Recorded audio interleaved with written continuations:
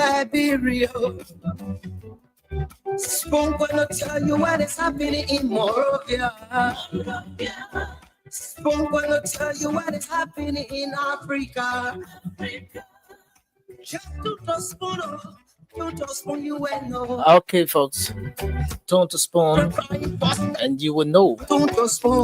You get the updates. You want to get the news, the analysis. You get to know what's happening across Liberia.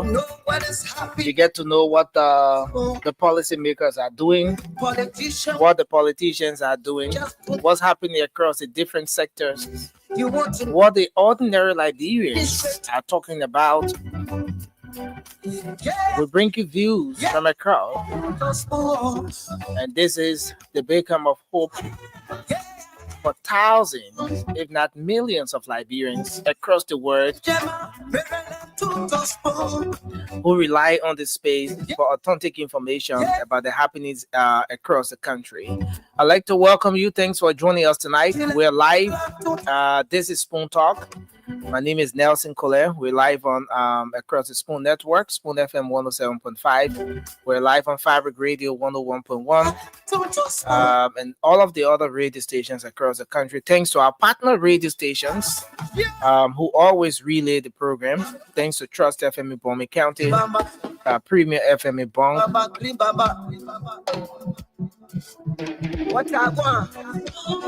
Trend Radio in Grand Crew, Radio Yalamani, Seklepi, Nima County, and a host of other radio stations across the country. I'd like to welcome all of you.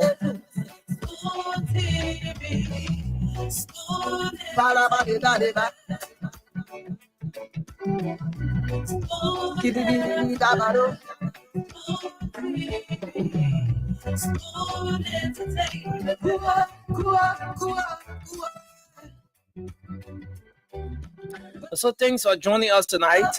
It's gonna be a great show. This edition of Spoon Talk is loaded. We're live across the Spoon Network on Spoon TV, Fabric TV, Super TV, on Facebook. We're live on YouTube as well, and our YouTube handle is Spoon Talk Live. I want to welcome all of you for joining us. Welcome all of you to the program tonight. Kindly share the show as you join in. And let's have a great show. Welcome to everyone. Damawa Colley, Robert Hill, Nathaniel K. Hill. And I see a lot of you were saying that there wasn't the sound was low, but thanks for the feedback. I see you say the sound is good now. Lakor Bahando, and all of you joining in tonight. Lindman Monto, thank you for joining in. Lloyd Bility, Disability Lloyd, Ibrahim Yan.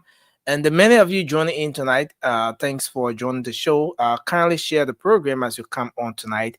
Let's hope we can have a great conversation across the happenings, the trending national issues. We'll take your phone calls as we always do. We'll open the phone lines and hear from you. What is it that you want to talk about tonight? What is that issue that is of concern to you? What's on your mind? Is it about the health sector, education? Is it about sanitation? Is it about the environment?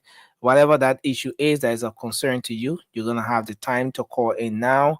So I'm going to put the numbers up.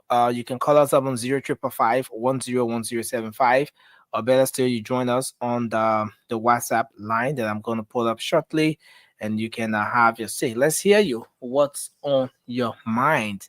The first segment of the program is dedicated to all of you, our valued listeners or viewers across the world, to weigh in your thoughts. So we will activate the phone lines now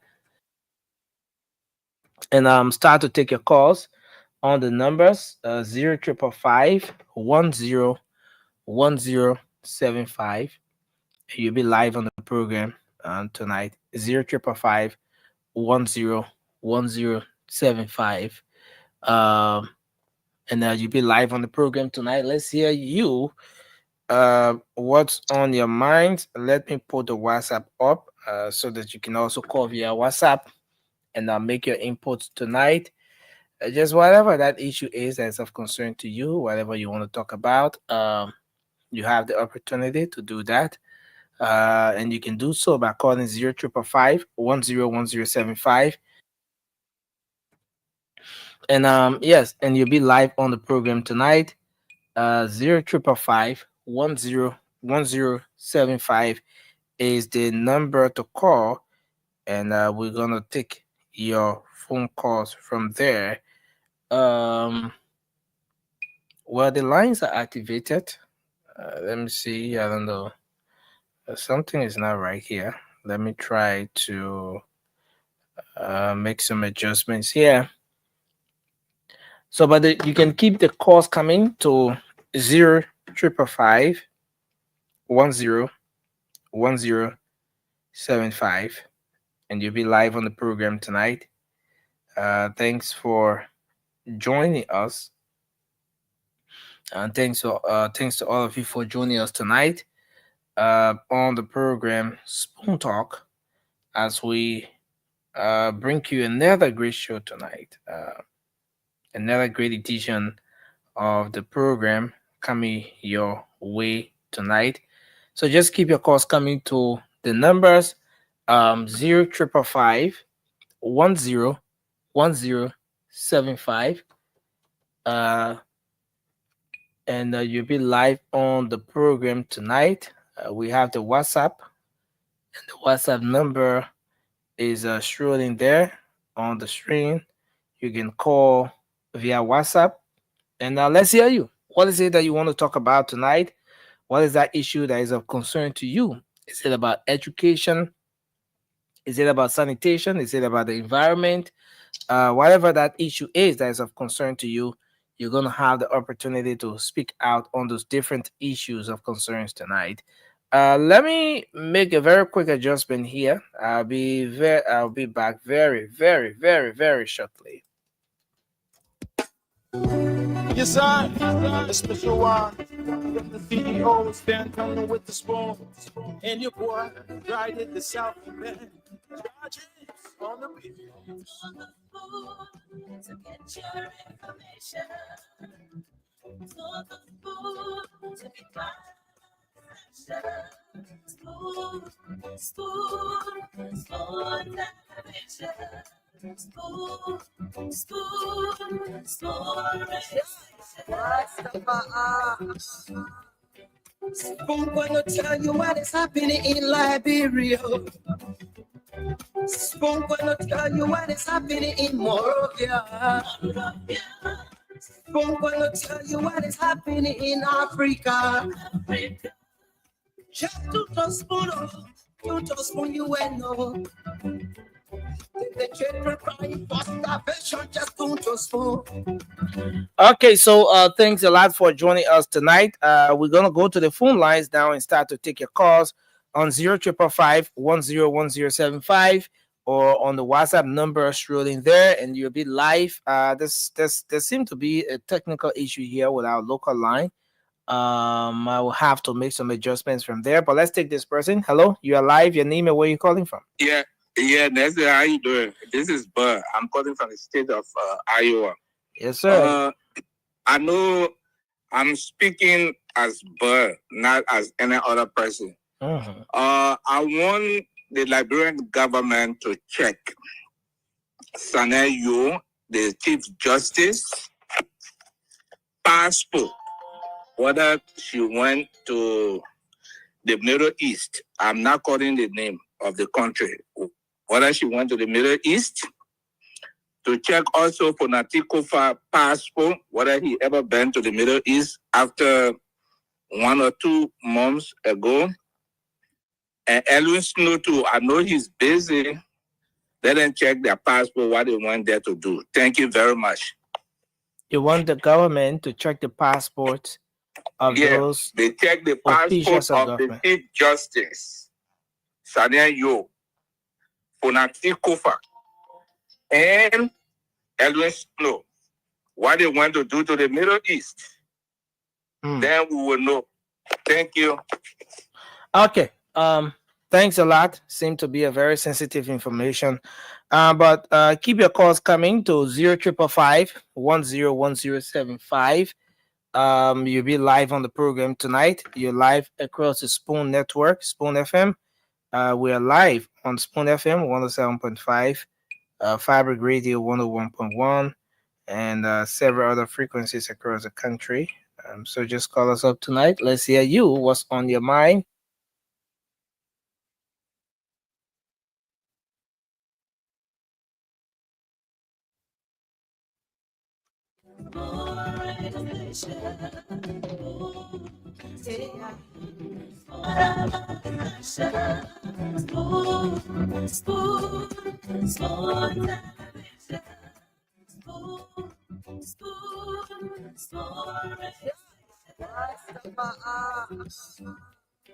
Spoon gonna tell you what is happening in Liberia. Spoon gonna tell you what is happening in Morovia. Spoon gonna tell you what is happening in Africa. Just to spoon, to spoon you and know. The children crying for starvation, just to spoon. You want to get a news update, my brother, to spoon. You want to know what is happening more than to spoon. Politicians want to make their decision, just to spoon. You want to know what happened. Okay, so folks, there's a bit of technical issue here with our so there's a little bit of technical issue here with our station, our local number. So let me put an alternative up. You can call us on 0880 just for tonight. You can call 0880 that's the number to call, and you'll be live on the program tonight. 0880 is the number to call, and you'll be live on the program tonight. 0880 call us on that number tonight, and you'll be live. There seems to be a technical issue here with our regular number, so you can call on 0880 and you'll be live. Let's hear what's on your mind. Let's talk to this person here. Hello, you are live. Your name and where you call from? Yes, this is Mara S. Kane calling you from Tunisia. I'm in Tunis personally. What's on your mind?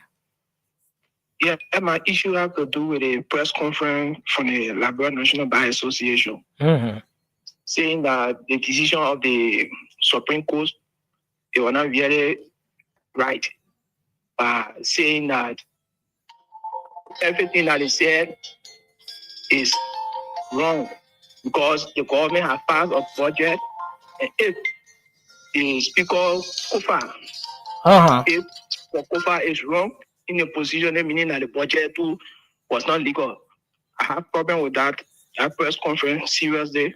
Okay. Because the Supreme Court is the highest decision making in judgment, so we should respect them too. Thanks. Okay, so thanks a lot for your input. We respect your view. And then we'll take more calls. Let's see if we can um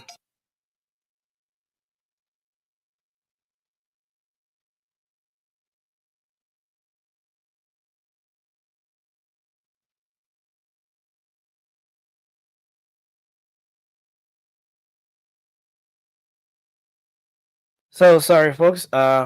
Let's see if we can go back to the phone line. Take this caller. Oh, okay. So we will be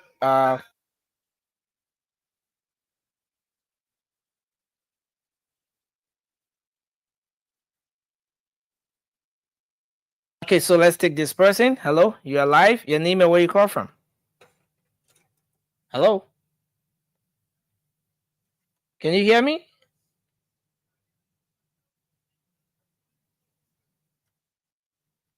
Hello, can you hear me, sir? I want to comment the bar association working on would have wonderful press conference today because you don't say the person the person illegal then you unit for the illegal person. You get me, my brother? Hello. Yeah, go ahead. You're live. Yeah, you don't say figure illegal. You go on and start for 50 hours as your salary. You even benefit with the ego off.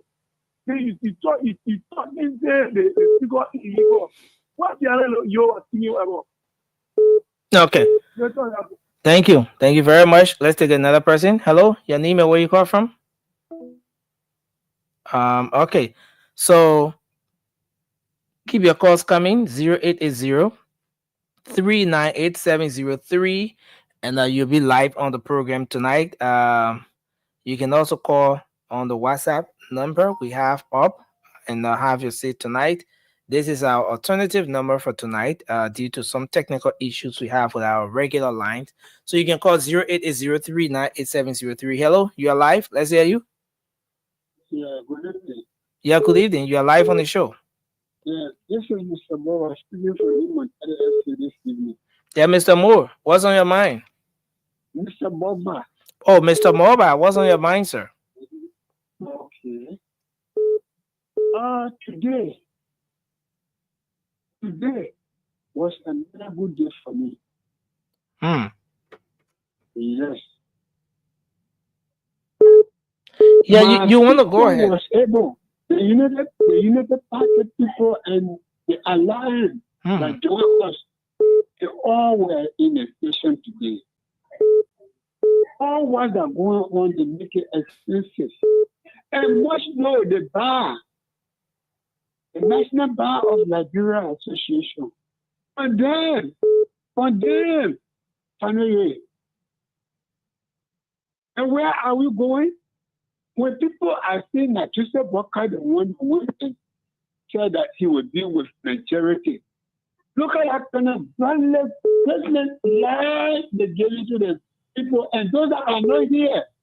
When they hear like in America where they are at home, those are really not on the ground. You just hear what the politicians that are saying on phone. Now why they just carry on over there? Today, the National Bar Association condemned the honorable lady. Thank you. Where are we going? So I want nobody blame the owner. The owner say whosoever that have the forum, even you or me, you get a forum, the owner will work with you. If I get it, he will work with me. Isn't that how that's supposed to be? Thank you. They don't want that from all they want to press that. The three political parties are joined together. They don't like this country at all. They're the enemy of the state to me. Thank you very much. Let's hold you there and take another person. Hello, you're live. Your name and where you call from? Yeah, I'm What's on your mind? One of my man, yeah, about the justice minister, Honorable Siane Yo. Yeah, no, she's not the justice minister. Honorable Siane Yo is the Chief Justice of the Republic of Liberia. Yeah, Chief Justice Honorable Siane Yo, the Chief Justice of Liberia. Yeah, and Honorable Funadi Kufa, the lawyer, all of them. Yeah, now. Well, yeah, instead of nation, I travel a good mission where it is called. And you have to take the country, look at more, the legitimacy of Funali Kova, legitimate speaker, and see other non supplement issue on the other side.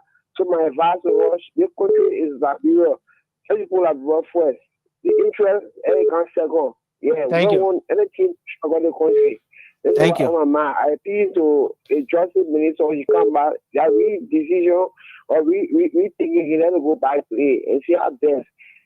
I think the majority, yeah, for incorporating their members to join there. And I think I encourage other people to come on board and let them be threat the mail at bureau, be safe. Thank you. Thank you, brother. Yeah, thank you very much. And for now. And thank you. Yeah. All right. Hello. Your name and where you call from? Okay. Go ahead. Let's hear you. What's your mind?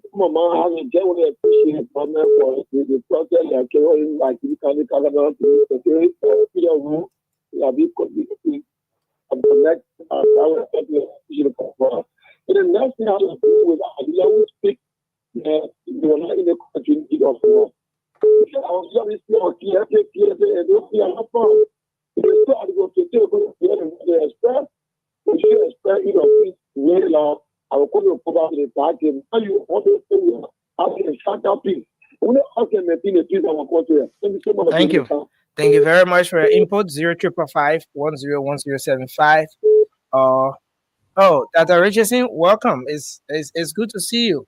Nelson, it's good to see you. How are you doing?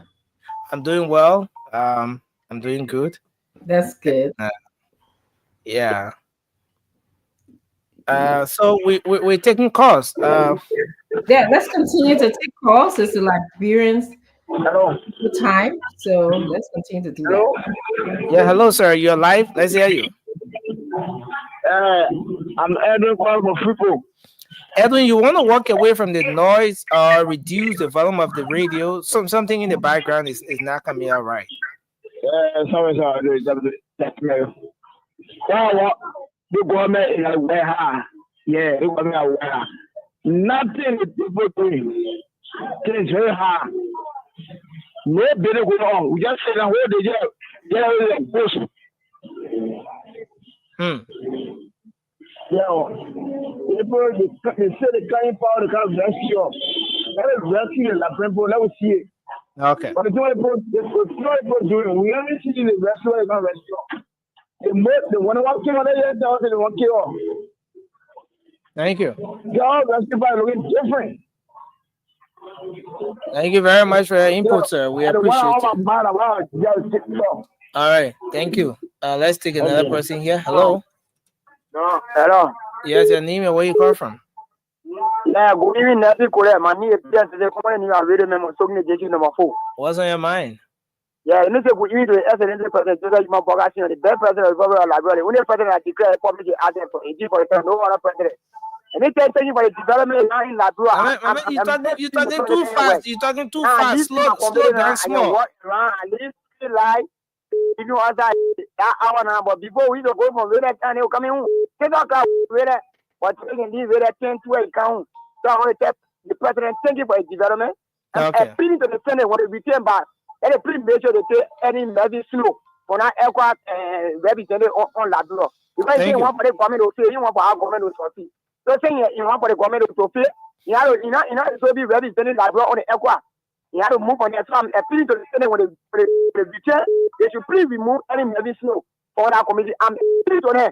This line in each other country. Thank you very much for your input. President. So I'm appealing to the president. I need the Senate. Let it please hear me. Let it help us. At least any maybe snow should move on the committee. Thank you for your opportunity. Thanks a lot. Hello, your name and where you call from? Good evening to Spring FM family and good evening to Dr. Rosie and good evening to CEO State of Waterspoon and good evening to you, brother Nancy Coley in studio in Liberia. By the way, of introduction, I'm Alfonso A.S. Camara. I do join this conversation this evening from a peaceful resident of the Pacific Transformer community within District Number 10, relatively old road. Thank you very much. Let's hear you. For the topic honor the show this evening. While all my man have to deal with the root of Supreme Court just ended last week. And the rule of Supreme Court should be respected because Supreme Court is the highest arbiter of justice in our country. When Supreme Court adjudicates any cases, I think that is the end of the case. And our president, President Joseph Nyumu. Hello.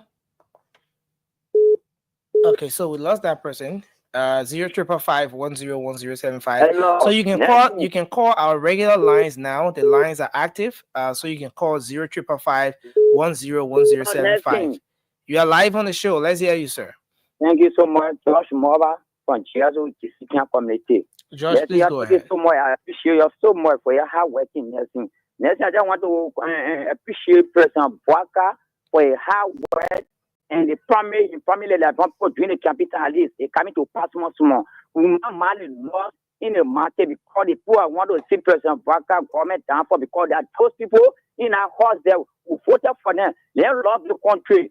go for them to go in and eat money. They want to do like proper work. If they love the country, they will come to well person back to develop the nation here. But we try to tell them, we know that too good. Special Aka's great and you can call back then. The question in our house there, Aka's great spent 7 years in our house, they not do nothing at this way. But he can sit there in our radio station, he talk a lot of things he want to talk. But please, we respect in the country here.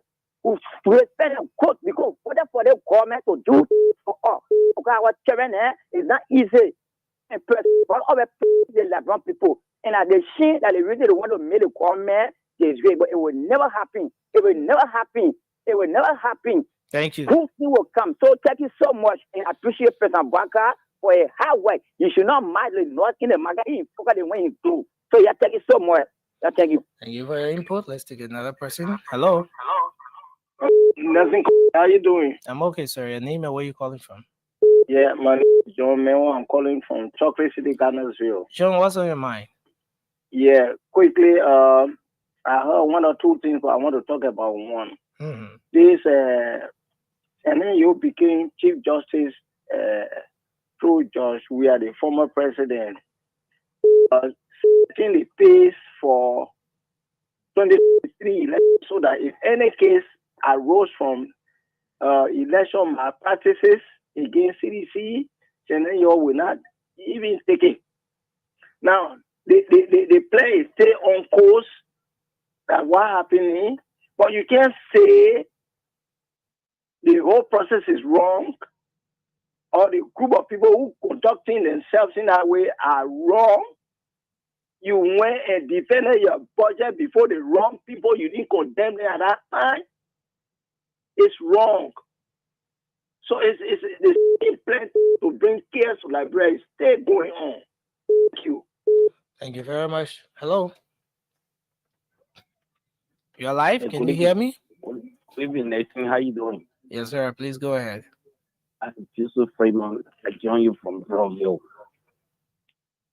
You getting me? Joseph, you're live, sir. I can hear you. Thank you.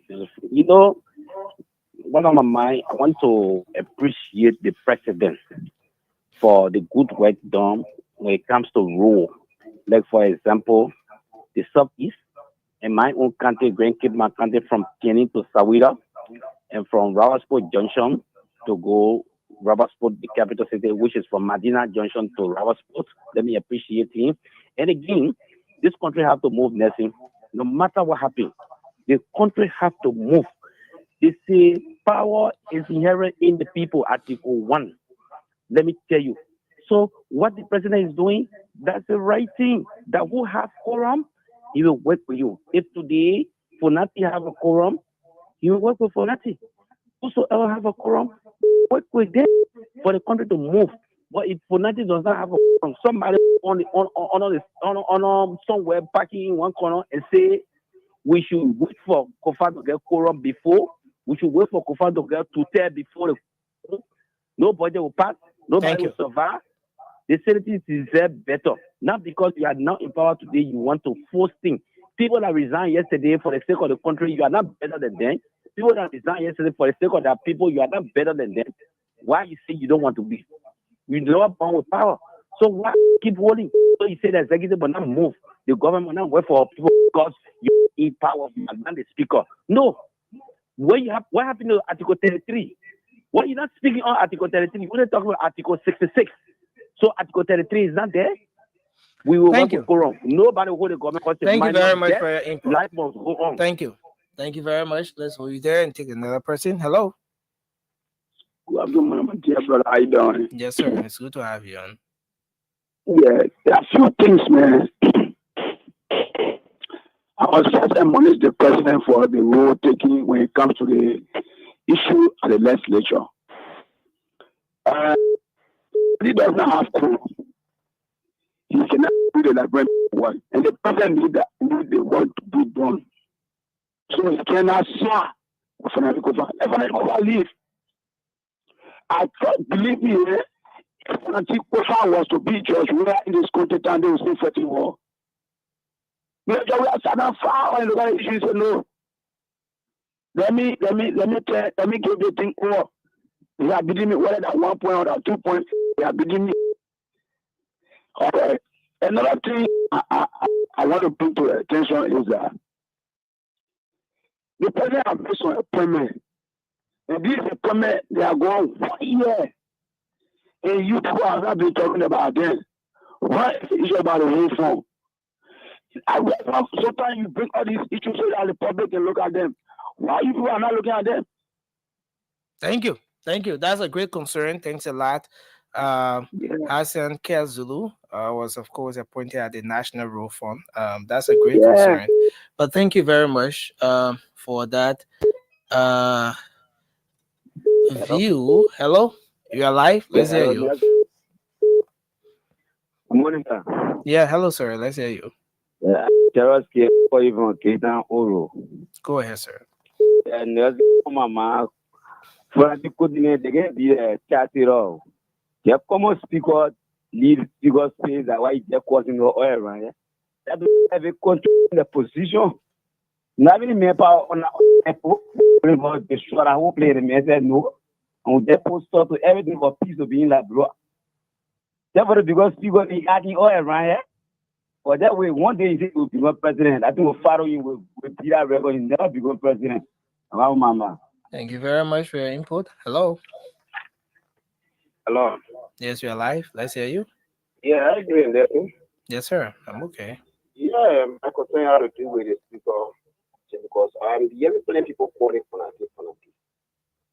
And the problem is in our country, more people than doing this. Like it happened to listen. How they call it or how they call it all of them or who the senator now. They happy to agree. And now the same thing want to happen to Fanati. And most of our call that are calling, their point is on Fanati. Think you know what I'm saying? Everybody believes Fanati. Then how about the president that want to take power? Why are they not talking about him? We're discussing our country, the individual.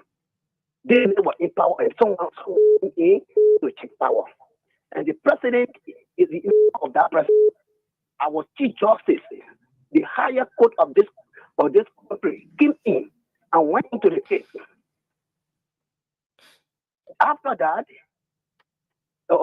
I'm expecting the president to say, send out the case and go by the law. You get what I'm saying? Hello? Yes, sir. I'm listening to you. All right. Now, most people call it Fanati. But how about the person that say, send out the case and be president? They just want Fanati to resign, to get temper what to him. Is that what they expect Fanati to do? Thank you. Thank you very much for your concern. Thank you. Hello. Your name and where you joining us from? Hello? Hello? Hello? Yes, you're live. Let's hear you. Yeah, I'm calling from the one lower mark. You're coming in very low. Can you work on your audio? Yes, sir. Hello? Okay, so it's terrible. Hope you can change your location and call back. Hello? Hello? So 0555 101075. Hello? Hello? Hello, you're live. Your name no, please walk away from your radio. Please make sure you are away from your radio before calling. Hello? Hello? Hello? You hear me? I can hear you. You are live. Let's hear you, sir. Go ahead. Hello? Okay, sorry. We'll take the final person here because I see you as joining already. So okay. So I think this is where we are. You're welcome. Is no more calls? No, there's an issue with the line. Okay, so we got issue with the line, man. Yeah, that's in your back, So now you just turn the line off. You won't hear from the Liberian people, Nelson. I mean, the people like you, Nelson, and they like you, but it looks like you don't like them. I mean, what's going on, Nelson? Oh, I see Nelson problem. I see. Okay, Nelson. I'm not going to say it. I mean, that's not your fault, Nelson. That's not your fault. I'm not. Listen, your secret safe with me. You know that, right? Your secret safe with me. I mean, when they get call from Australia, the person that pick up the phone, right? Yes, but you can't cause some problem against you. No, that's it. Your secret safe with me. That's it. Right? I always no, my secret not safe with you. No, my secret not safe. I agree on that one. My secret. you may be receiving a lot of calls. People asking me about Australia, Benin. I say no, but listen. No, seriously, listen. I can protect you. Listen, your secret safe with me. Don't worry about it. But the mistake you made, and I told you when you and myself were talking, right? Do not allow the main phone. Listen, look. See how many phone?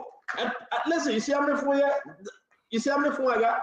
The main phone, right? It should be for everybody. But that other phone that is sent to you from phone, you can use that phone for operation. But when they get call from Australia and somebody else pick up the phone, and then they get feedback, you know? They get told me, I can't, listen, I will talk to her. I am not going to put your secret out, Nelson. You know I know me. Nelson, I can't call you, and I know that girl. But I will tell you from today, you know, watch the kind of phone you got, right? Do not go all in with the same number. Listen, Nelson, I will talk to you after the show.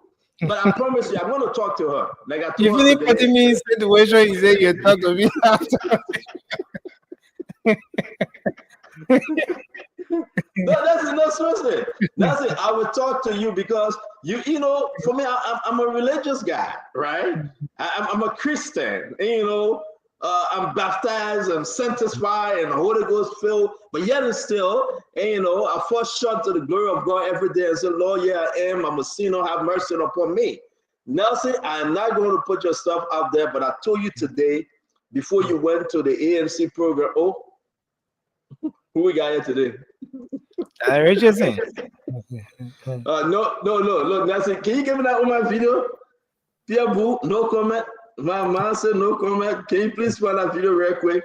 I didn't always have that video on standby. I beg you. No comment tonight. I move. So, y'all hello, y'all, and let me move. Nelson, let's leave this one. You and myself were talking off camera. But when they get called from Australia, you know she's working so hard to check on you. No, let me advise. Okay, let me give you this one advice. To check on you, they phone, right? The one that you can put near your baby man. Not the number you should get. Change that number now, right? Yeah, like you got. Like when people see you just joking, let me tell you that. Ask the people if I ever joke. Ask the people if I ever joke. You see how many phone I get? You see how many different phone I got? I can show you not different, all working. So all for different jobs and different institutions and different, and you know, operations. And I always say to you, Nelson, the black one that you got, you made a mistake, put it down. Don't put that phone down. I reserve up. But for me, you know what I'm saying? The people put the main phone down, and the people from Australia, Barbara White killing herself. They begin with like Barbara. The thing is that they try to be like the CEO they can make it. Secret not safe with CEO. No, the secret safe with me. I promise. I ain't going to say anything again. No. I ain't going to say anything. I'm going to talk to her. I spoke to her today. And she promised to call me after the show. And I would just tell her to let it go. It was a mistake, you know. To err is human, and to forgive is divine. I want to talk to her. She doesn't exist, CEO. No. That the message you want me to tell to her that she doesn't exist? You sure? Oh, you start me again? Fool me the mess story. You know, they like when people want you to start the show. No, after the show. No. The people know the show start 9 o'clock. They think I just on the Tabata right now. No. I'm not going to tell you a secret. You know, you went late to the ANC program because of the same issue. And I encourage you to get up to go there. You were depressed. You were down. And tell me we get that the Richardson, yeah,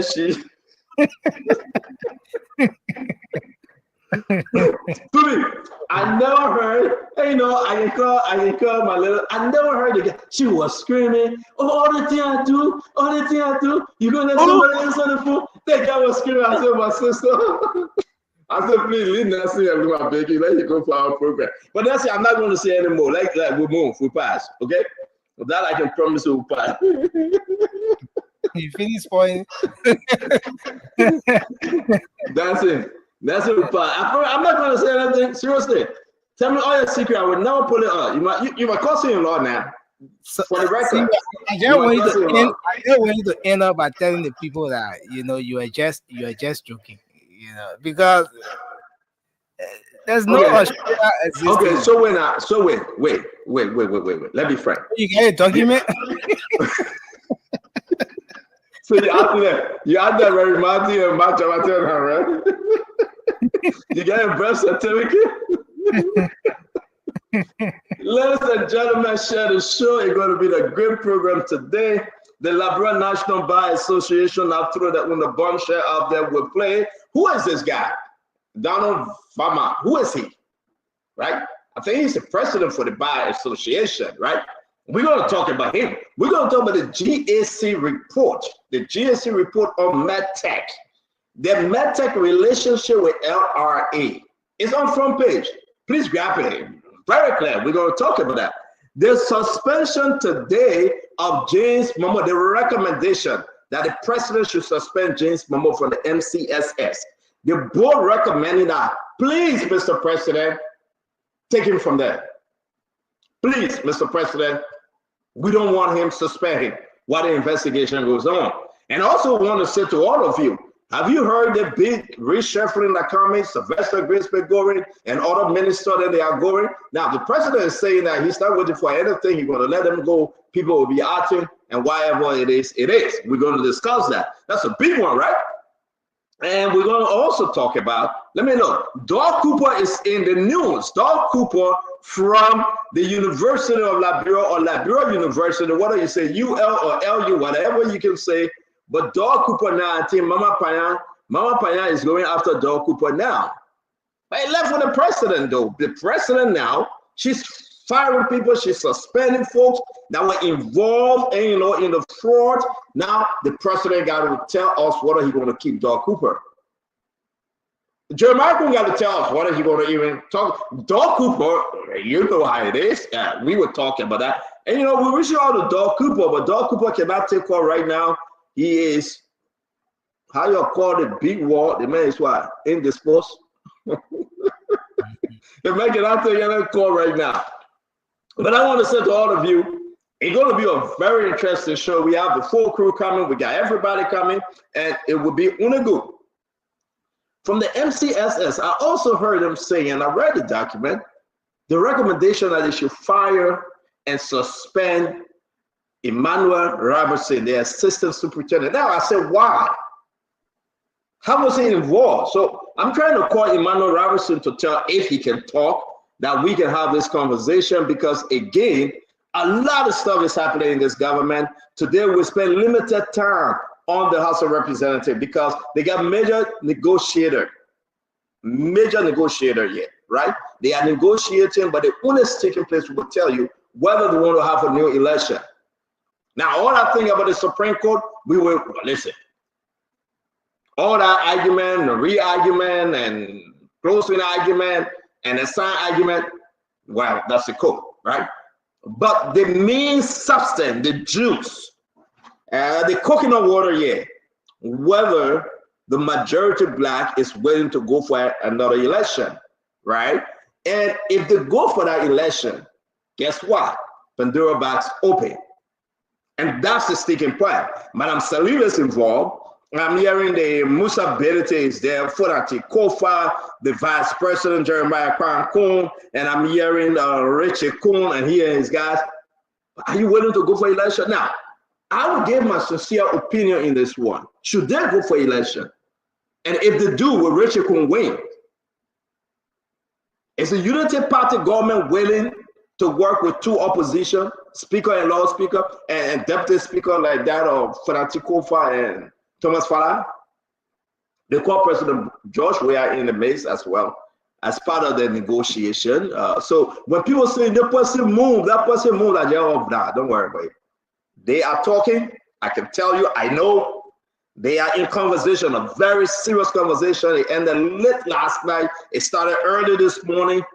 And the only reason would they go for an election to have an open fee for the new speaker, nothing on white ballot. And if they do, with my own brother from the southeastern part of the country win, Richard Kuhn, because Fanati said, I am not going. I'm done. I'm going to represent my people in the district, and you guys can have it. But if they're going for election, Fanati got to excuse himself. You got to then have a presiding officer who will be Thomas Falai.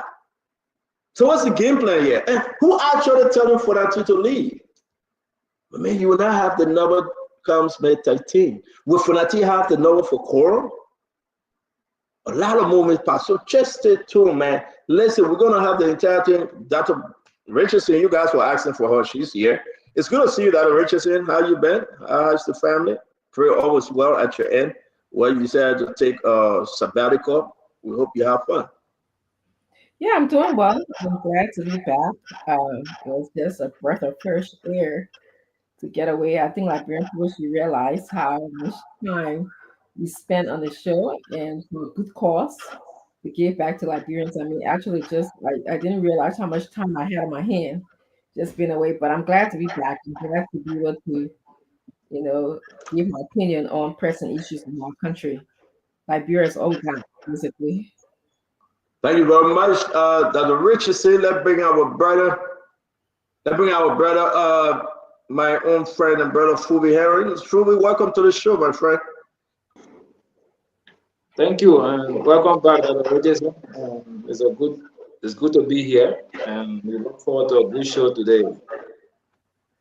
And again, Fubi, the rest of the team, we got Tamba coming on, Mame, you name them, Paul Kennedy, Akaris Moses Gray, and now maybe our brother Lafayette Good will be joining us from the legal side. He will be giving his opinion. Glenn will be here as well, and El Remy Gray, that's Joe. You know them. We always have quorum. We're always in a majority. We have a majority black, and this quorum will never ever be taken away by any one minority or leader. Okay, that Richardson is the minority leader. We have quorum, right? And we want to say to all of you, now go on Facebook and share the show. Minority leader. Say that? I see you explain. I say you explain, sir. No, I'm a business. You get my video, Nelson? My man said I can't talk. Can you play? No comment. I go to my Oma Pierre Boo. You got it, Nelson? You get it yet? Yeah, I searched all through the library, but I'm trying to get it online. And Nelson, I move on. I do let me offer. Okay, let me send it to you, Nelson. I have it on my phone. But let's recognize our good people out there. We want to say to all of you again, we love having you. Continue to share the show. It's going to be a great conversation today, wherever you are. We want to recognize you. So I'm going to bring Golf Fire. Golf Fire say I'm joining from Painesville, FDA Junction. Jerry about war. Jenny, I'm watching closely. I don't know where you're watching closely from. Edmet Aaron. Good evening. I'm watching from Camp Johnson Road. Vamadi Dunso. Caller Richard Kuhn has quorum and what? Okay, I don't know what you mean. Let that one go. We're going to bring in Dede Nouvelle. Kofa is just doing the right thing, says Dede Nouvelle. D. Steve, I'm watching from mine around about where? I don't know. Let's bring in Fatu Richardson. Fatu Richardson watching. I know Fatu, I don't know where you're watching from, but it's good to have you on. Jonathan Payne. Jonathan Payne is in his house, watching from the USA. Duke Positive is here, so of them calling. I don't know what you mean. Lucien Toure, I'm watching from Kample, Uganda. Kample. We don't have Kample. I got Kample in Nima, right? Yeah, maybe I'm watching from Kample, Nima. I don't think this brother is in Uganda. Let's go now to William B. Morris, watching from. Huh? It should be Kampala. Okay, so this is, you're right, Kampala. So this is Liberia Kampala, Nima County. Yeah. So Williet Morris, thank God your name is not Williet Morton. So thank God for you not carrying the Morton. Stick with your Morris. We want to welcome you, Williet. Minikofa, is good to see you. Fedebala, as always, from Pennsylvania, New Jersey. Ramadi, I call your name Seku. Talatka Mohammed, Sharif is in the house. Let's bring in Nelson Fender. Nelson Fender, hey, Spoon TV. Yes, he's from Nima County. Nima Kwado, Valicia Washington is watching. Freeman is here. Freeman said Nelson is alone. No, Nelson is not alone. We're here with Nelson. Darlington Massaquoi is watching. Amelia Atai. I'm watching from Baltimore, Maryland. Abraham Swain, watching from Chicken Soup Factory. That's my terrain, right? Hawa Sony is joining us from Minnesota. Hawa is in the house. Maurice Jabate is watching us from Point Fort Junction. Oh my God, my people, one people is in the house. Organized bet. UP is trying to change the narrative. Okay, organized bet. Let's move on to Joanne Riches. Joanne Riches in the house. Alio Kamara is here. Ibrahim Kelly, Neil Fufana. Bono Davis is here. Michael Galson Dagor is in the house. We'll bring in Oro Gawe or Gary Stanton Dagbana. I don't know what you mean. I know Bana. Okay. Janice Awodi Shola is here. Fubi has taken a Karis Gray position. Oh, Fubi, you overthrow man. He's to a Karis Gray position. I want to bring in Dolo Dolo. Dolo is here. I'm looking for Randall. What's his name? I'm trying to find that person's name. David Malayan Dan. David Dan is here. CEO, you're not good. Why I did again?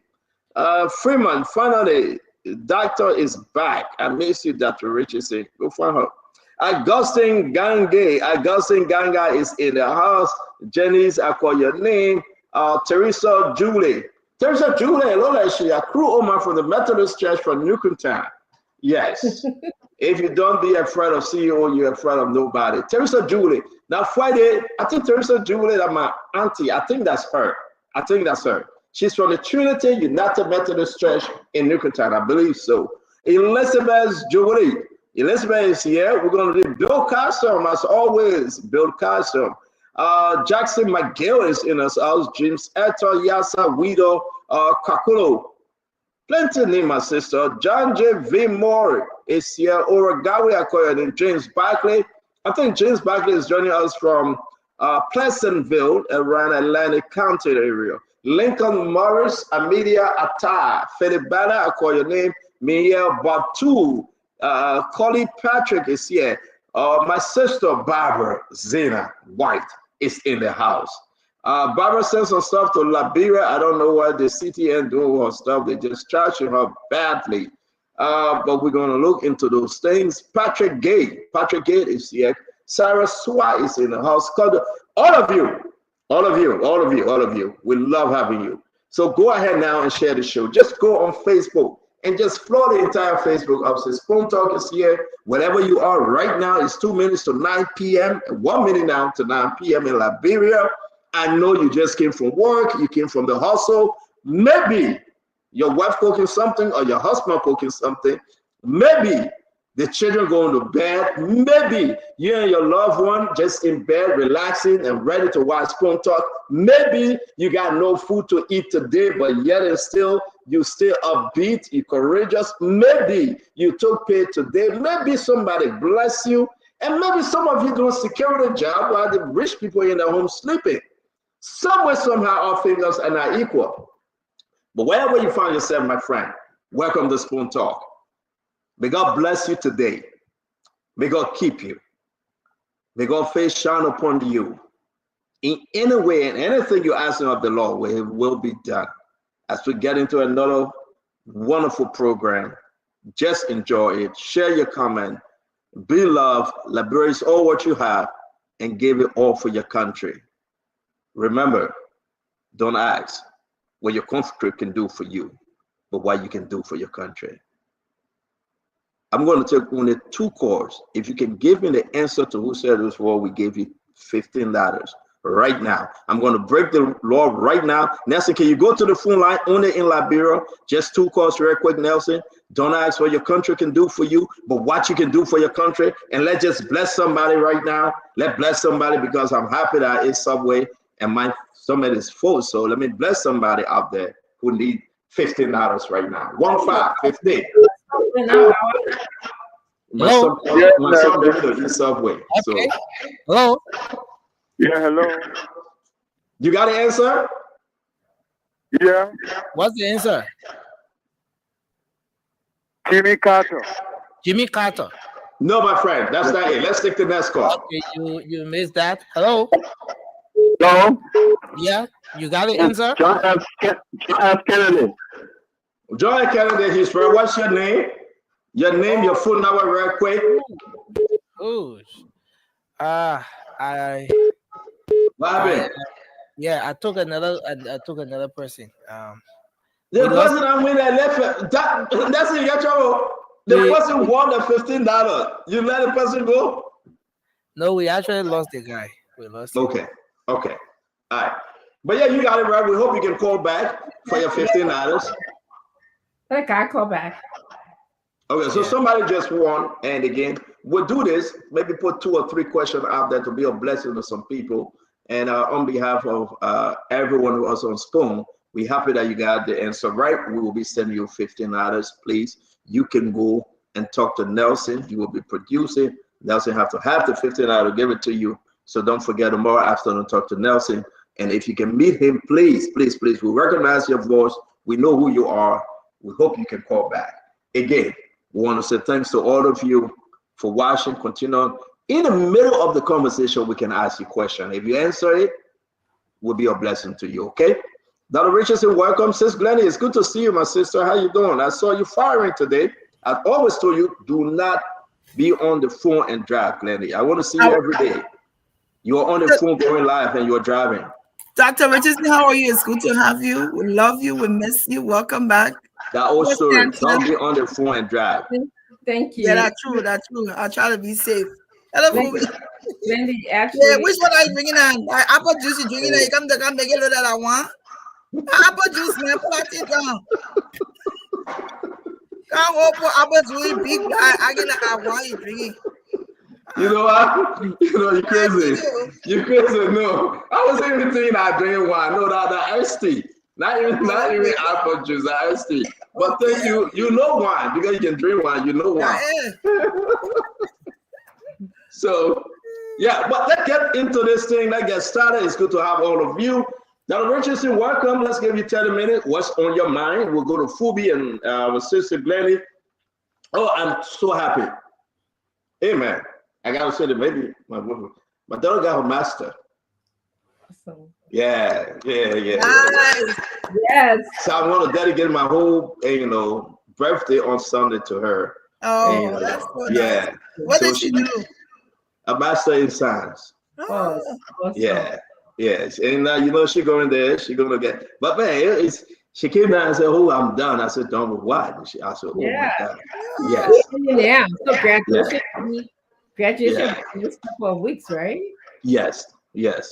So she that's a big news. A lot of good things happening. Master from Rutgers University in New Brunswick. That's beautiful. And now nice. And now some other big things happening again, and we just want to be, Somebody sent me a message, or you say, I'm gonna tell you your former cousin-in-law, Joe Lawrence Williams. He said today his birthday. Brenda Allen Williams. Okay, so we will send a shout out reminder at the end of the show.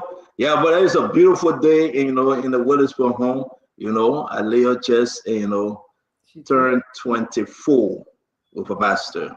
Wow. Yeah, so we are grateful, and she still get 2-3 years to go to put this thing to an end. Then at least we're gonna say Dr. Witherspoon. So that would be a beautiful thing. Yeah. All right. So that was no, not Dr. Witherspoon now. Dr. Richardson. I'm happy. I'm happy to hear the good news. You know, Greg, Yeah. I was just gonna say that it's good to see you. It's good to see everyone on the panel today. But I love your hair style. I've been really loving your African attire as you've been kind of stretching your pose. So it's been really great. I love that hair style. How you Thank you, tie Doc. it. Yes. Thank you. But today, I'm really, really want to congratulate Dr. Mampayan. I believe she is the president of the University of Liberia. I saw she's cleaning house up, and I like it. Our university, University of Liberia, we need to have such a president. Today, I saw that she addressed the issue of fraud. She called out doorkeeper. We've been knowing that some fraudulent. Oh gosh, everybody's got their thing on. I think somebody needs to mute themselves here. Okay, good. Yeah, I see that she actually addressed academic fraud, and she really, really uh, came down hard on people who are engaged in fraudulent behavior, like having other people take your entrance exam for you, or going and having people sit in the class for you. Dr. Marpayan is saying will no longer accept those kind of things because it decreases the integrity, the credibility of the University of Liberia.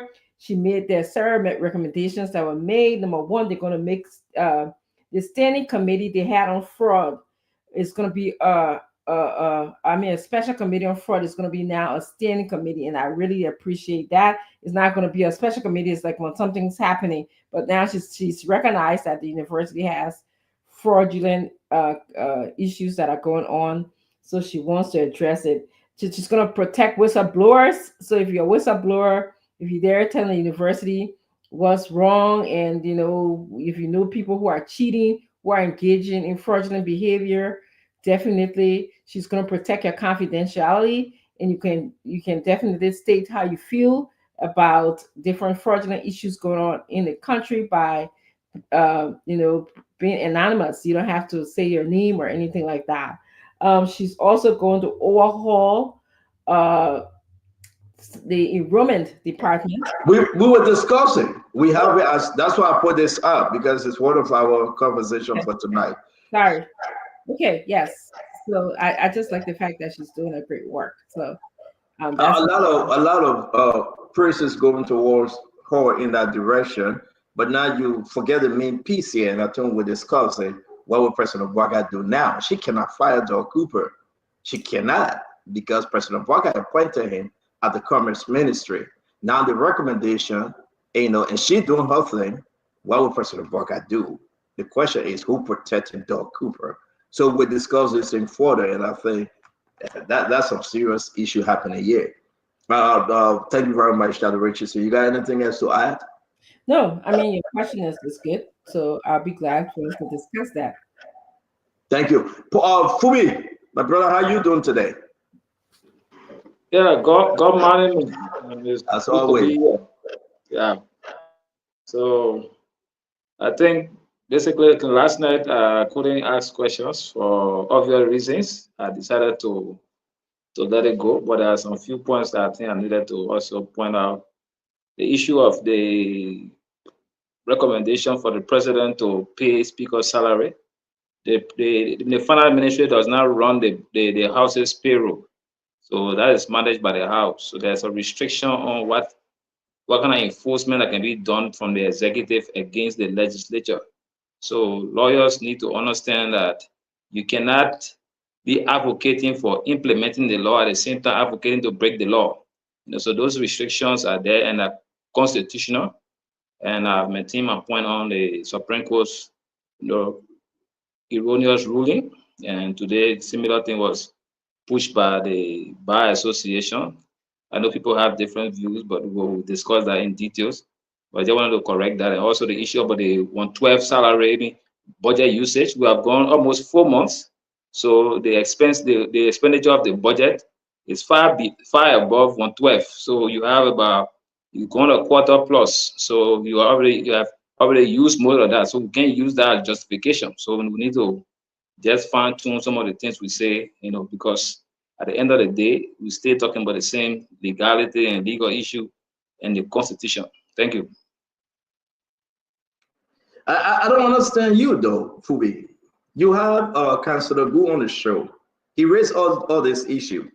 We came to you and say ask question. You say you don't want to ask question. Now he's not on tonight. You're raising the same issue that he brought up. So, but anyway, to each his own. You say your own, I say my own. Let's move. Glenny, what's on your mind? So it's good to be here. Doc, it's good to have you back. Hello to everybody watching. Lots of things happening today. I want to start first with the Bar Association. I know we're going to that. I think they've already breached their duty. I don't know what made them think that the audacity for them to even want to respond now and not respond later is what I can't get over. Like why they needed to respond now. What's the significance of their response? What does it matter? Who's listening to them? Is this a one-sided response or is this the response of the entire Bar Association of Liberia? Some lawyers are already downplaying the statement and writing opinions on it that they have. This is a breach. They should not have even commented. And even to comment is not going to change the Supreme Court's decision, but we'll talk about that. I also want to say kudos to Dr. Mepane. What this is going to do is that we first need to acknowledge Martin Colley because he came up with the story. And they subsequently the University of Liberia has now investigated, and Dr. Mapaya is coming out strongly saying that she's not going to tolerate it. There are 8 persons involved in this saga that will be terminated. She said it's now left with President Boyka, who will want to carry on this legacy that someone who is known to have committed fraud continues to work in his government. So that's more for us to discuss.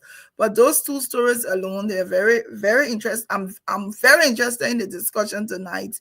And I'm already in my Greenville Sando County form for that discussion. My mother is a civilized school woman from Greenville. That's it. Hello, Dr. Brooklyn. Your man are civilized school woman. Your man are civilized school woman from Greenville. That's the only place the civilized school people come from Greenville. And that's not true because you don't even know about Sando County. You got trouble. My mom from Greenville. Okay, that's all we know. That's all you know. That Greenville. That's all you know. Your man from Greenville. But I didn't You have never been there. Right? We from Sando County, Lexington. I'm from Greenville. I don't understand where you're coming from. That's how I want to stop it. I have problem. Okay. Now the other good thing is to leave you alone. That's good. You know, that's the reason why sometimes I say, well, your husband, you get one. I need some. And I want some. No, I take that back. I tell myself, she said, tell my what's up. Hello, Stanton. Hello, everyone. Glendy, I love your colors, by the way, but from my end, I'm seeing blue and gold. Look, colors are subjective, so I may be wrong. But great colors, by the way, and I love your glasses. I saw those yesterday as well. I said, no, you said that I got me find something. You see the glasses? It can never happen. That's scary. Okay. That's scary. It can never happen. Dr. Richardson, it's good to see you back. Welcome back. I heard you took some time off. It's a pleasure. It's an honor to always have you on the show. And Dr. Brooklyn, when the 2 doctors are on, you gotta say doctor, so you know that who doctor you're talking to, right? And Comrade Fubi, it's a pleasure to see you. And thank you, Stanton. I have some things on my mind, Stanton. So I was coming from pushing my cartoons today, and I was thinking on my way, I'm like, why is it taking so long to resolve the legislative impasse in Liberia? You know, what with a country coming from war, having gone through all of the crises we've gone through in the last 2 decades, why it should take us so long to resolve such an impasse? And this is something I have been pondering. And I think, it is time that our leaders come together to move this country forward. And I'm sure that it's going to be on the show tonight.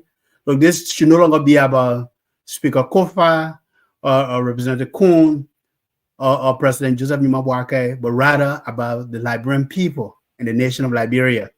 We need peace, we need development, we need progress. And that's very important that we resolve this legislative impasse so we can move this nation forward. I do agree with Glendy on the University of Liberia's president's statement today, and I will go as far. Maybe that's something on the agenda today, but maybe calling for the door coupon law in Liberia, to punish the kind of academic fraud and dishonesty that have plagued our education system. I think there has to be consequences. People actually need to be held accountable for their actions and omissions. And 30, the MCSS, I've read today the recommendations that was sent to the president through the Minister of State, through the advisor to the president.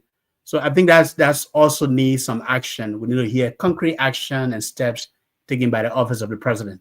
So these are some of the things that I have been, pondering on and reflecting on today, Stanton. And it's a pleasure to be here to be on the show. Thank you for having me. Thank you very much, Tama. It's always good to have you. Dr. Bobler, welcome to the program, sir. Thank you, Stanton.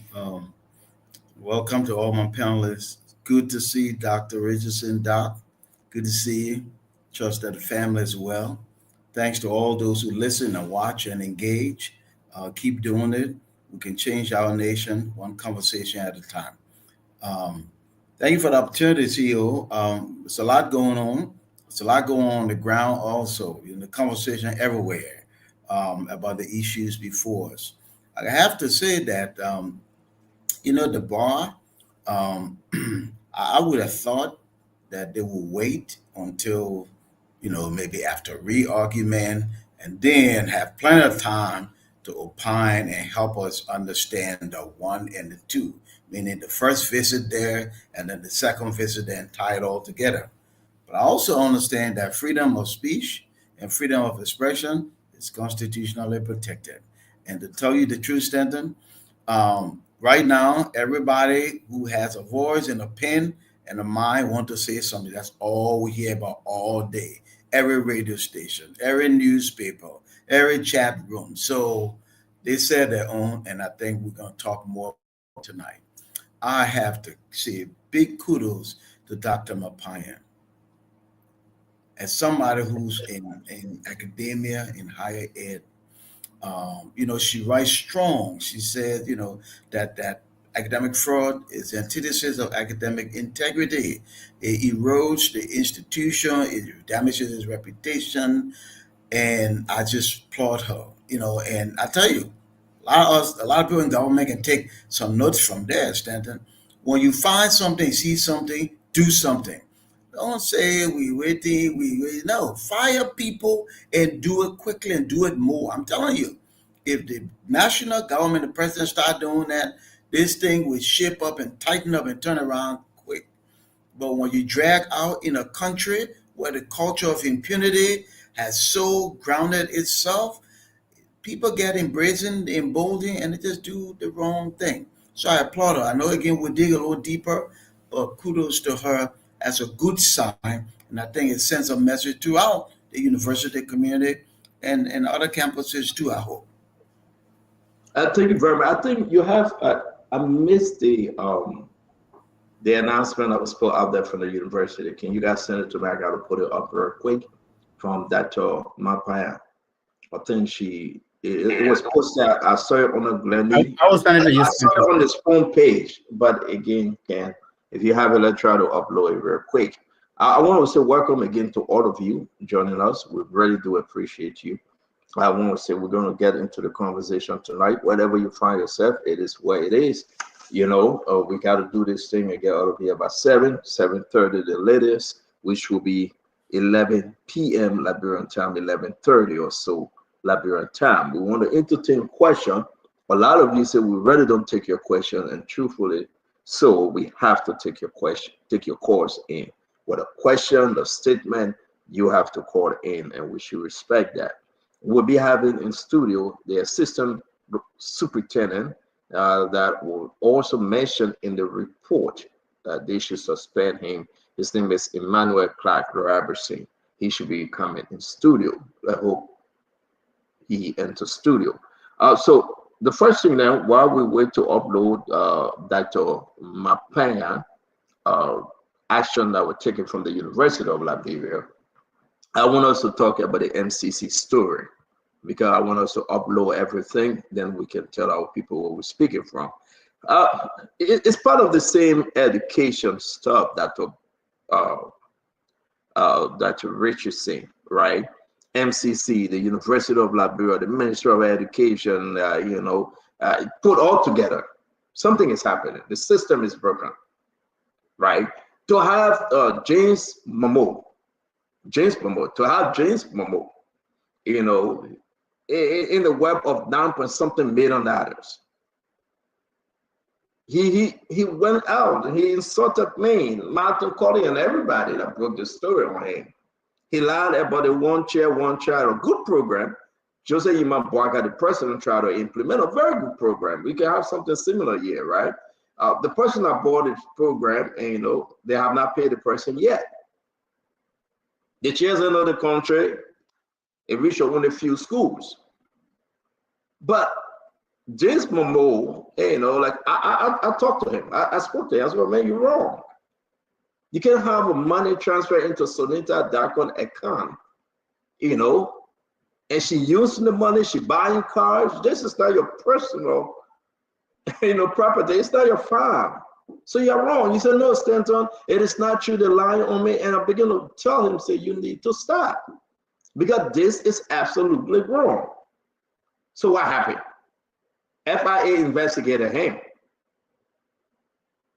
Sky representative, the Sky Insurance, Keita, they have problem with him. Sonita Darkon, they have problem with her. James Momoa, you got a problem. And he said no. He got nothing to do with it. He also said LCC didn't call him. So I said, no, you were called by LCC. We know your lawyer.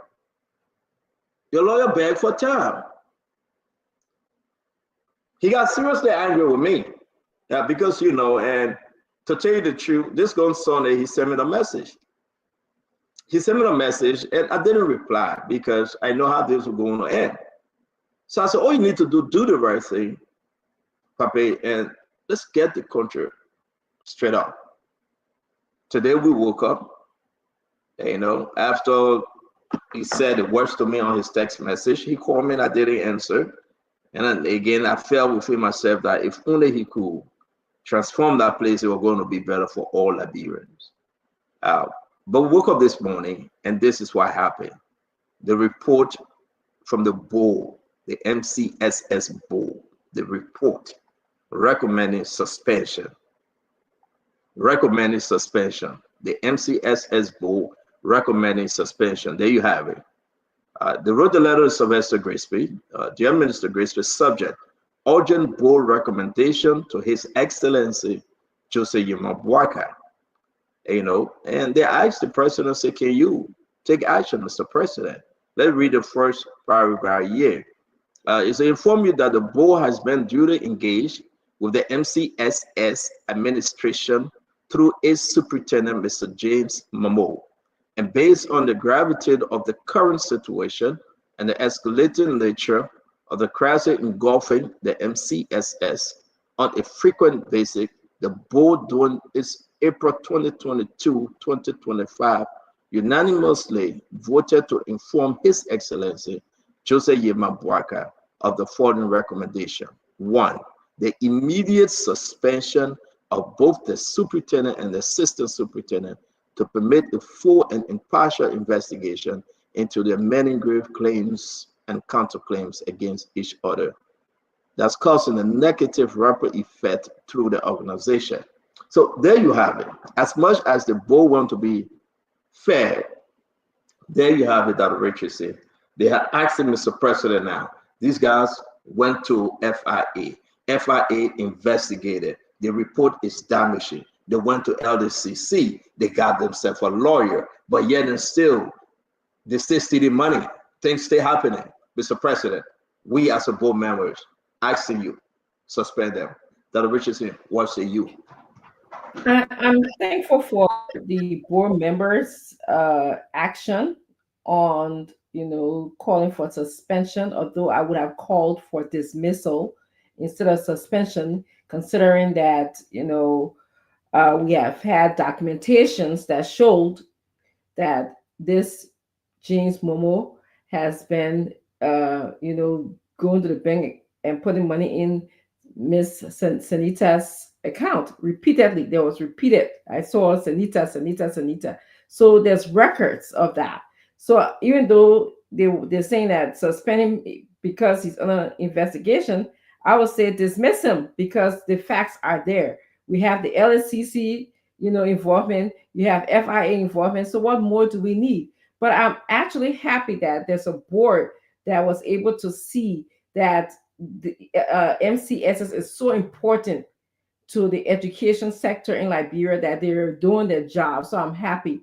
There were some missed opportunities here. I hope there's lesson learned.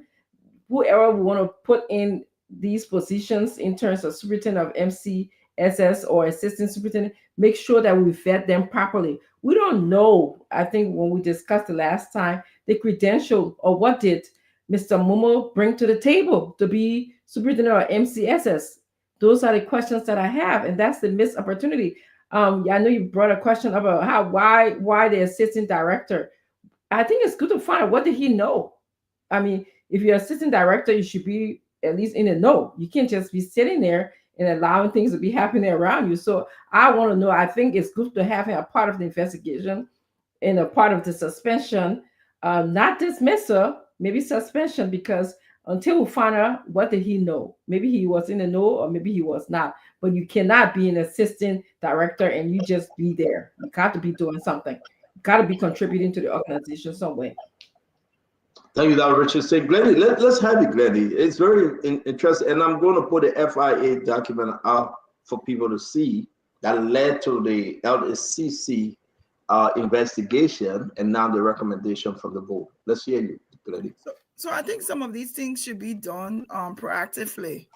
This story came out. He should have been suspended a long time ago before getting and waiting for a recommendation.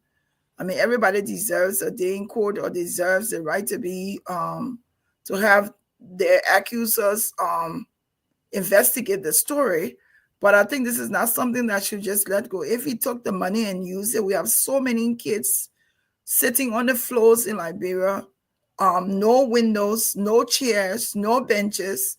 And then you have someone who has thousands of dollars misusing it and using it for whatever purpose it's for and not for what it's intended for.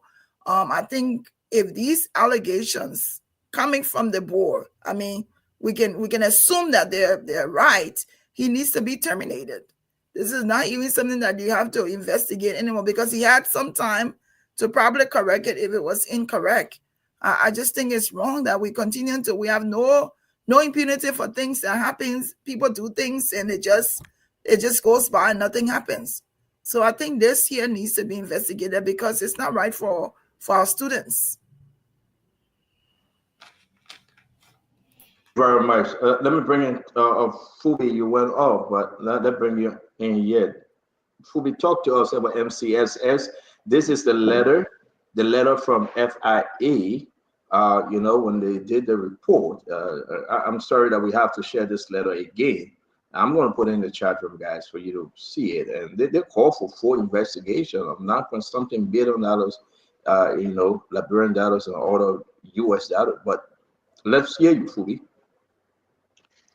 Yeah, and so the board acted in the right direction, and with these kind of cases, you don't already dismiss the person. So since they have requested investigation and it's under investigation, the first thing, like you have said before on the show, suspend him from the job while he undergoes investigation, and after the investigation is concluded, then the full punishment of the outcome of the investigation can go into force.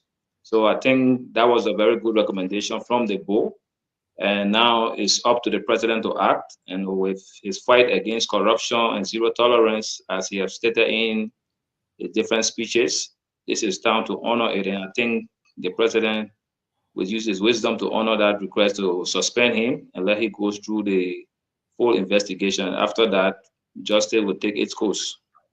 So I support the board's argument, position. Thank you very much, Fubi. Let me hear you, Dr. Bople. Sorry, Dr. Bople, you guys going through a lot of help in Liberia for all these MCSS, the UL, the Department of Education, and now you, one of the dean. I'm sorry, Dr. Bople went off. Let me bring you in, Tamara. And the issue about this whole education stuff is troubling. Let's hear you.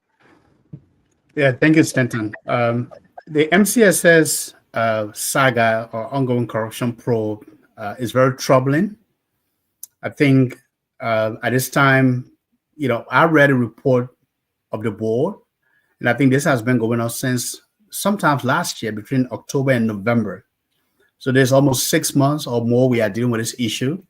And when I read through this report, what I realized is that the board have been communicating with the president through the office of the Minister of State. And I think there was an initial response from the president, and he appointed Mr. Councillor Bushiben Keita. I'm not sure whether he's councillor. You may correct me here, Stanton. But Bushiben Keita was designated as the person who should look into this MCSS matter. Based on the board's report, their last letter, there have been a couple of communications. I think there was a lapse in communication between the MCSS board and the president's office. And this is why they are following up with this communication now. Did it on the 28th, which was yesterday. A number of things that the board did bring out, that based on information they have had, based on the FIA, investigation or ongoing investigation, and based on information they have seen in the media, that they thought that there was something wrong and something going on with Mr. Momo and his running of the MCSS, how he's been procuring these chairs, without a proper vetting process, without the involvement of the Minister of Finance and Development Planning, without the PPCC, without any other government ministries. He's done this unilaterally without following the process of law or procurement processes. And I think all of the allegations.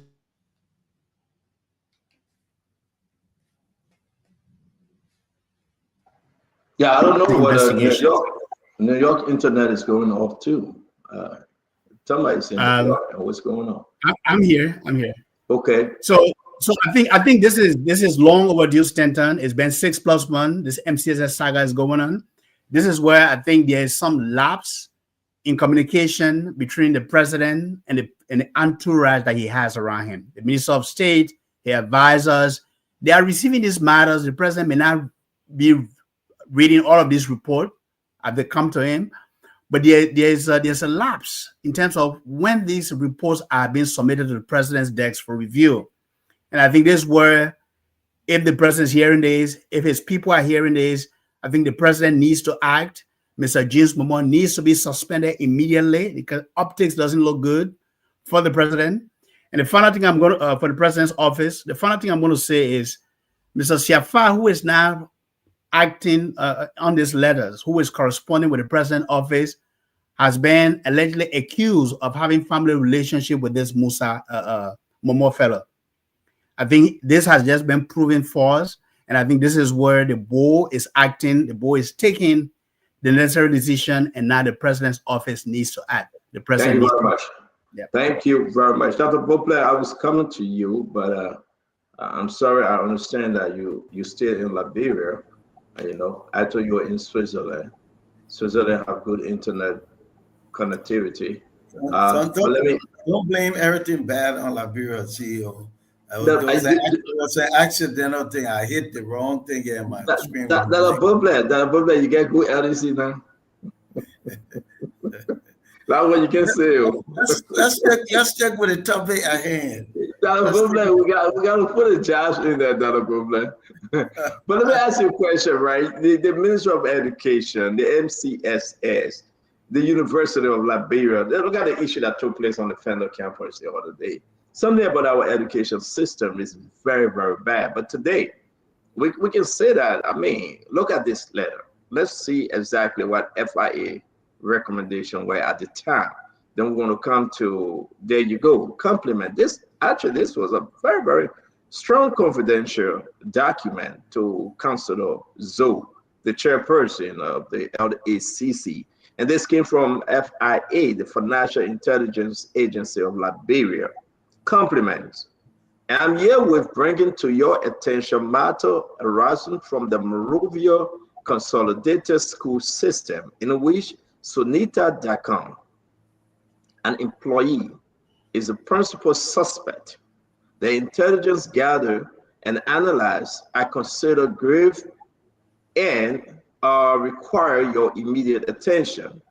Sonita Dakon, James A.S. Mambo, who is a superintendent, and Canon Keita of Sky Insurance are suspected of concocting a plan in which the insurance cost was increased and the kickback was received through check from Kabina Keita to Sonita Dakon. Deposited the check into her account at SIB Bank and withdraw the money. So let's go to the end of this. Uncovered a scholarship intended for MCSS teacher to study abroad was monetized by the MCSS administration for personal gain, with James A.S. Momo the principal suspect. Dr. Boplet, this is huge. It's in the chat room, read it. Yeah, it took a long time for decision to reach this file. Let's hear you, Dr. Boplet. So there are multiple things here, Stanton. First of all, due process is understandable. What I think we have in Liberia is delayed process. Delayed process costs money, it takes time, it takes human resource. Look, everybody can work for the government, but the government must work for everybody. Depositing the checks in a private account at best is poor judgment. At worst, is a corrupt practice. I will fire you right there. We're not going to go through one agency to the other agency. There are other more,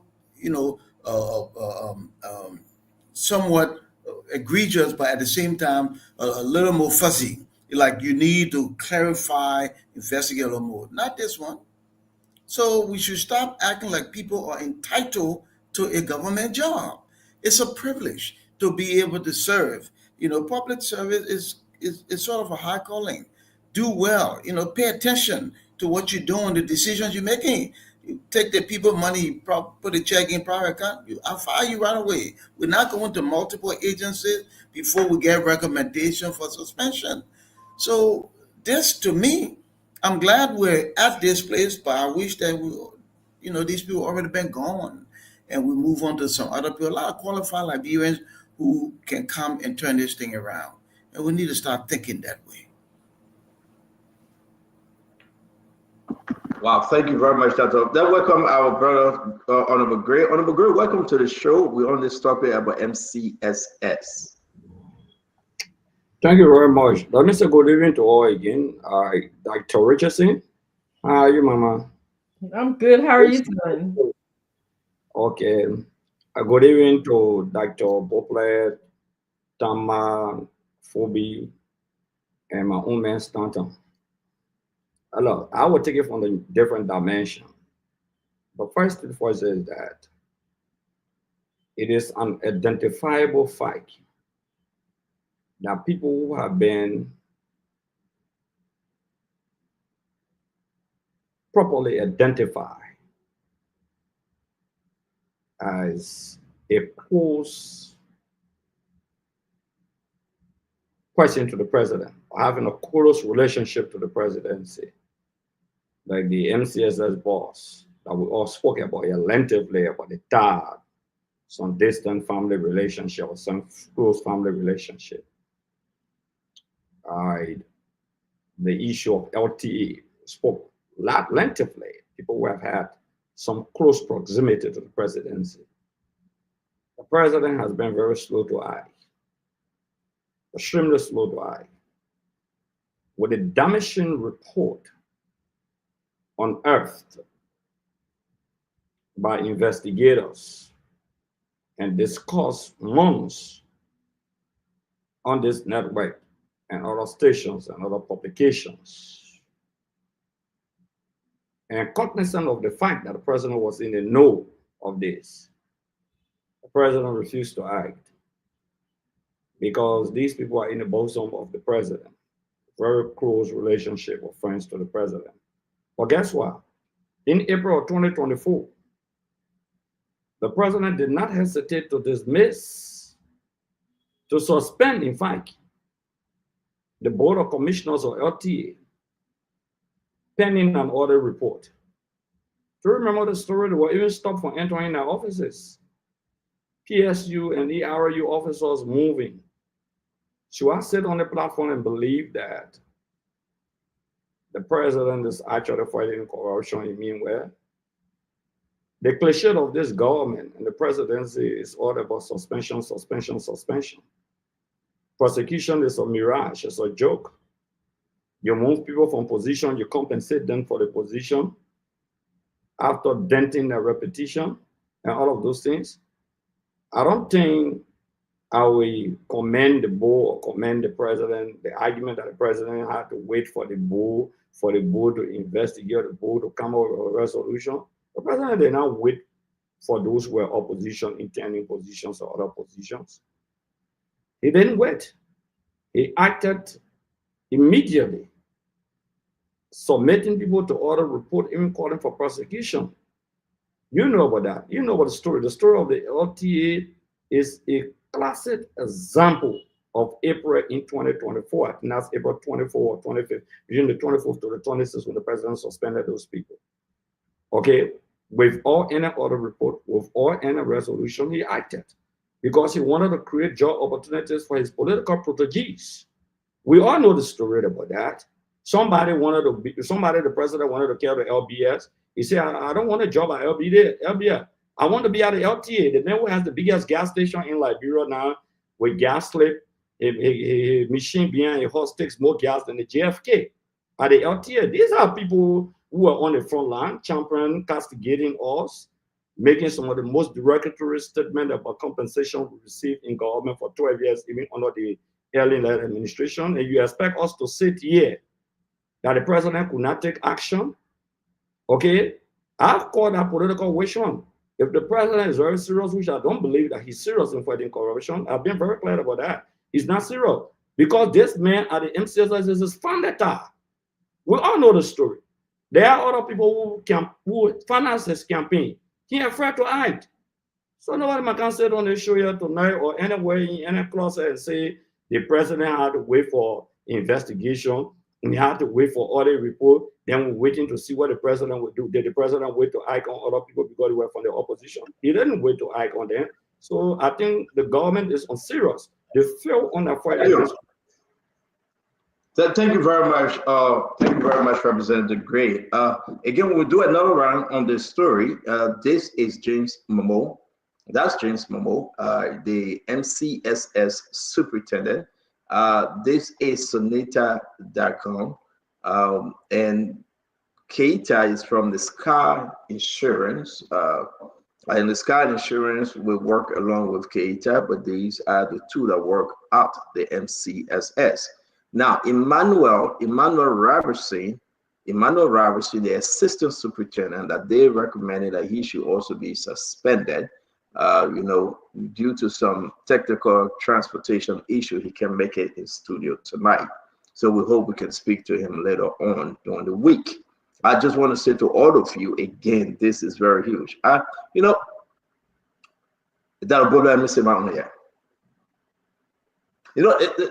the game. 75% side with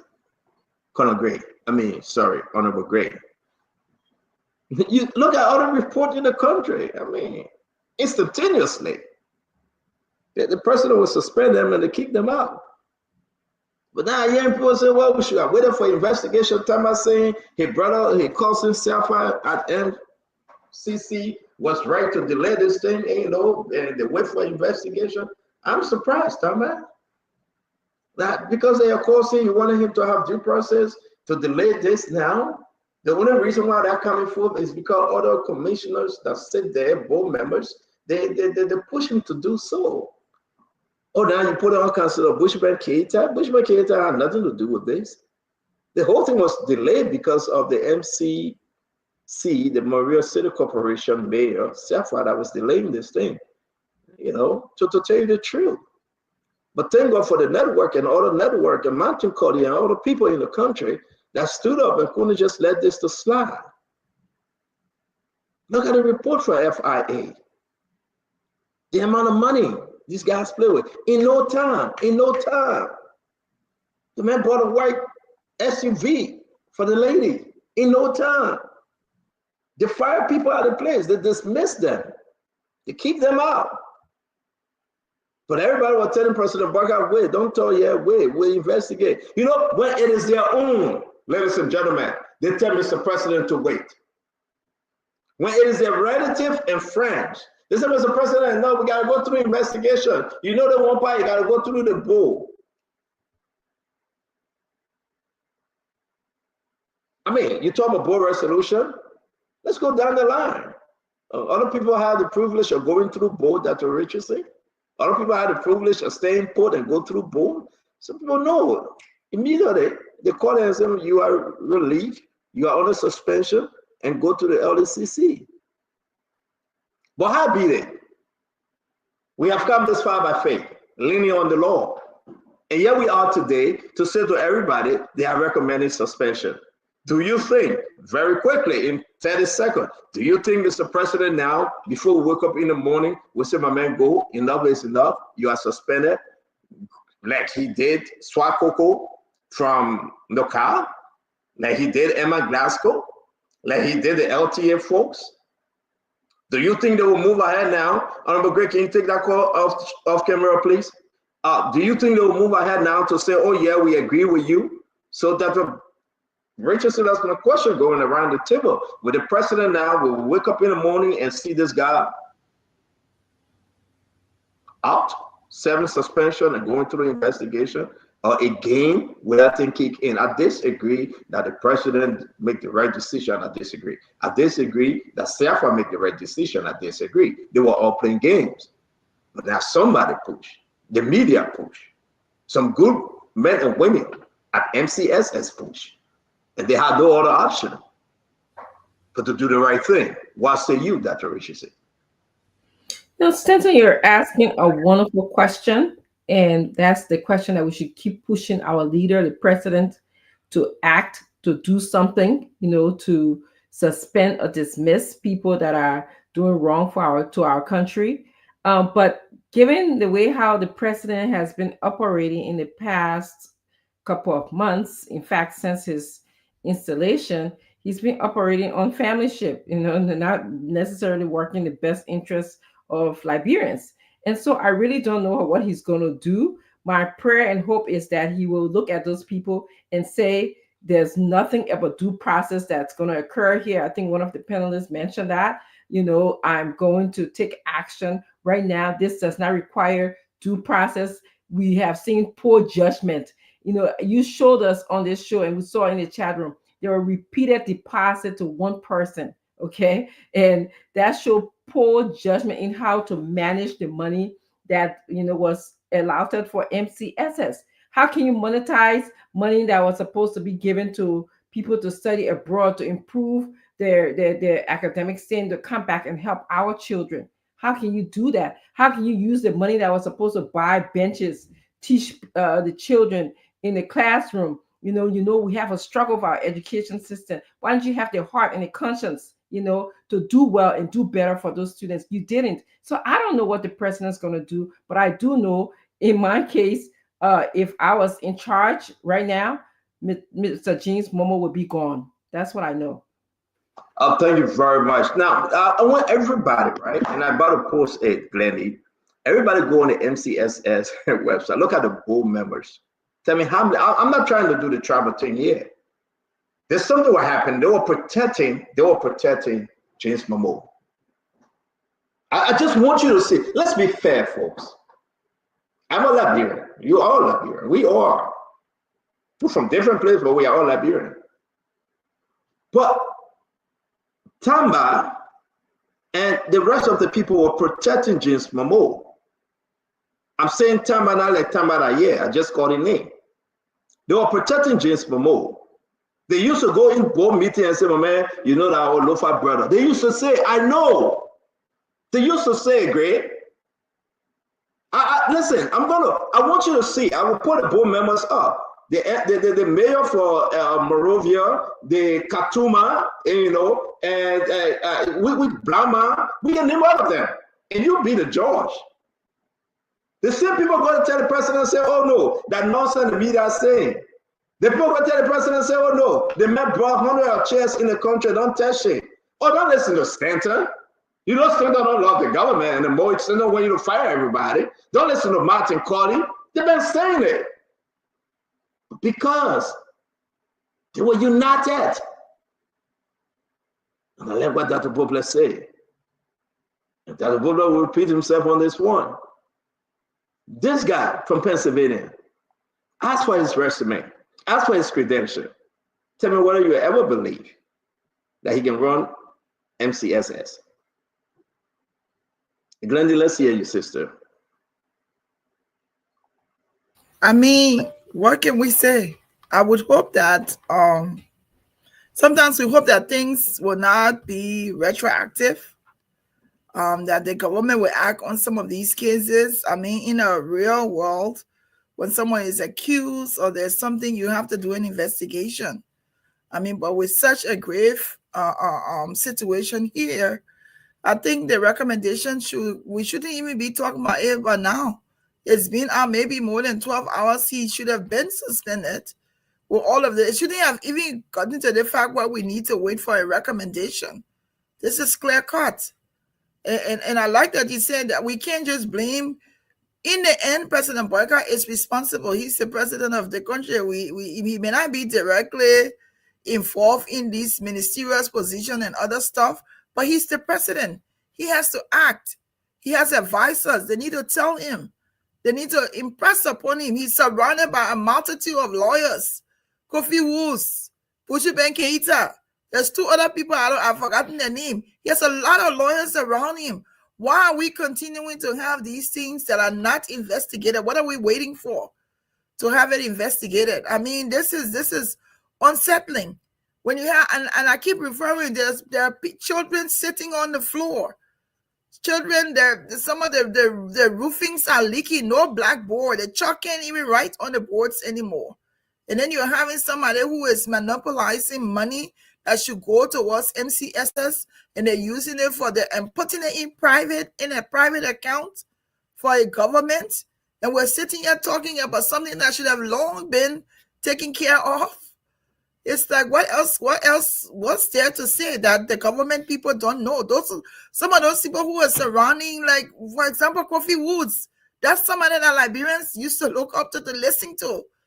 That you're suddenly in the government now, you become so silent that you don't even know right from wrong to speak out to say, this is wrong, let's do it this way. Bushi and Gaita, we went to school together. These things should not be happening around some people. They should take action and not be silent on some of these things. I mean, what else can I say? It is what it is. I guess that's what we would say. You remind me about a good scripture. What shall we say then? Shall we continue to live in sin that grace may abound? Certainly not. So what can we say when it comes to Liberia? We have to talk continuously because this too must stop. I'm going to bring in Dr. Bople. Dr. Bople, let's hear you, my friend. Stanton, we got some fundamental problems. The biggest one is system. So we run a monopolistic arrangement where the president appoints almost everybody of significance in the country. That's a problem. The fix immediately without constitutional adjustments, legislative adjustments, is the president should allow some of these positions to be purely performance-based, resume plus record. Look, the president got worried about appointing the president MCSS. Just get the board, make it an open, transparent process, and you hire the best of the best. He will get good people, and when they perform well, he will get the credit because that's his government. You don't have to put your personal print on it because the president doesn't know all these people anywhere. A lot they know, yes, political appointment and then personal relationship. But open it so you get the best of the best. And when you do that, most of these agencies will be staffed with good people, and you won't have to have these problems all the time. We keep running this system where one person appoints every single person. Imagine the scramble, like Glendy was saying. You got people around the president, but imagine the scramble. I know man or mayor, you know woman there, and the president got to depend on all these people. But if you open it, it will be a transparent process. You will narrow it down to the 3 best candidates. Everybody will know what the MCS are doing. They will get the best person. Will minimize these kinds of things, and the country will work better. And the president can do that. He just gave permission for them to do it. Same with LU.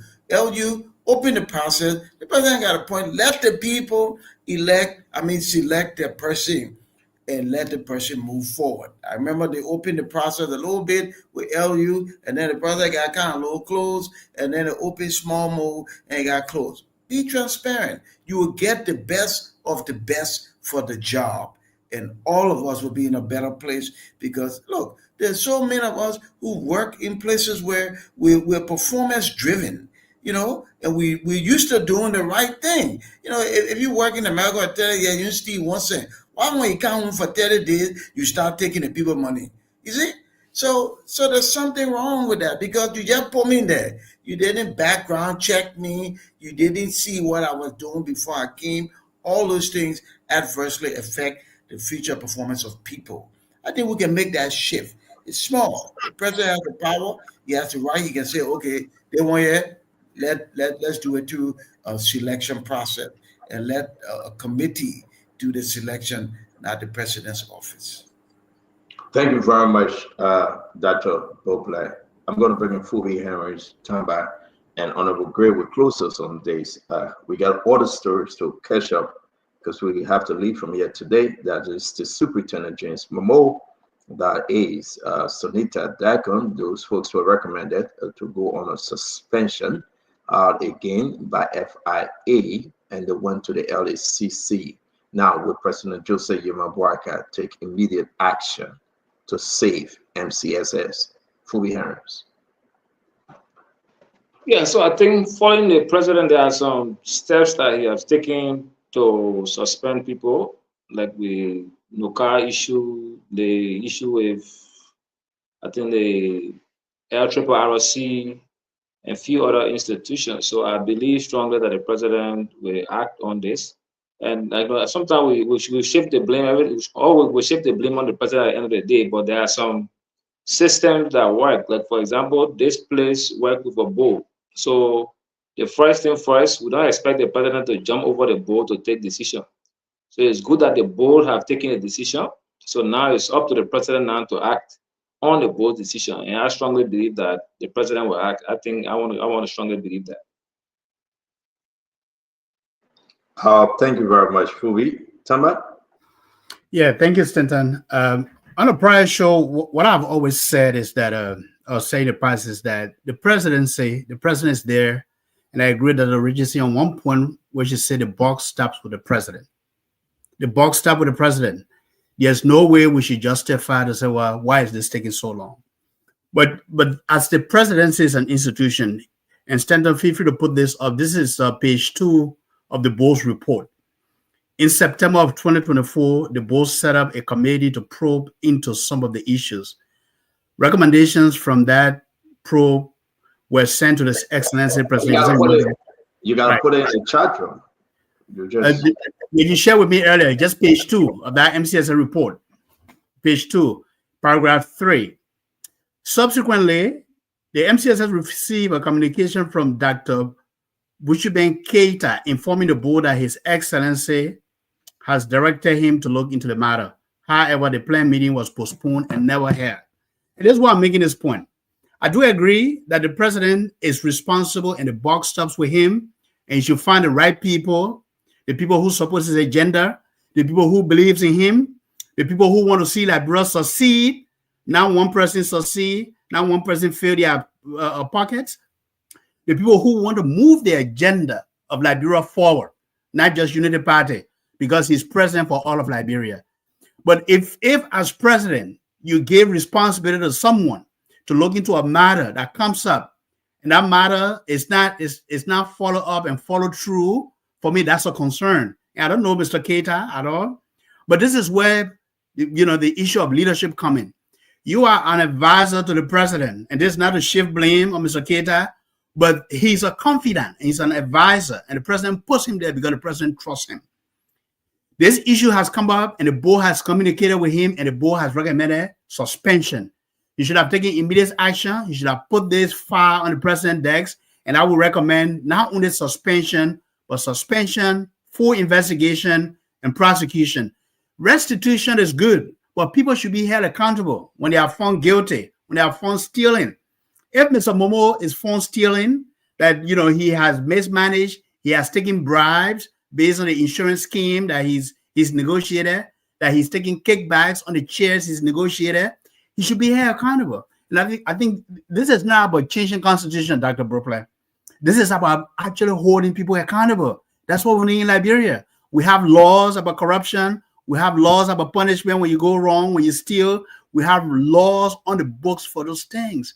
And I think the president needs to really open his eyes to see who are the people who he's entrusting to move these things forward. But ultimately, the responsibility is on the president to act, and he needs to act on this MCSS issue.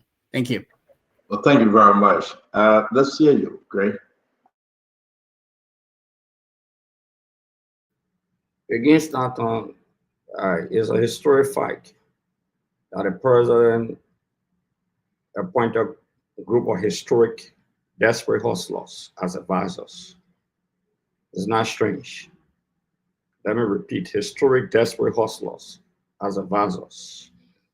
They believe that there is a single tenure, so they just there to grab what they can get from Bull, from what whatsoever. Most of the people who are appointed to Bull, most of the appointments, besides the appointment by statute, the compensation.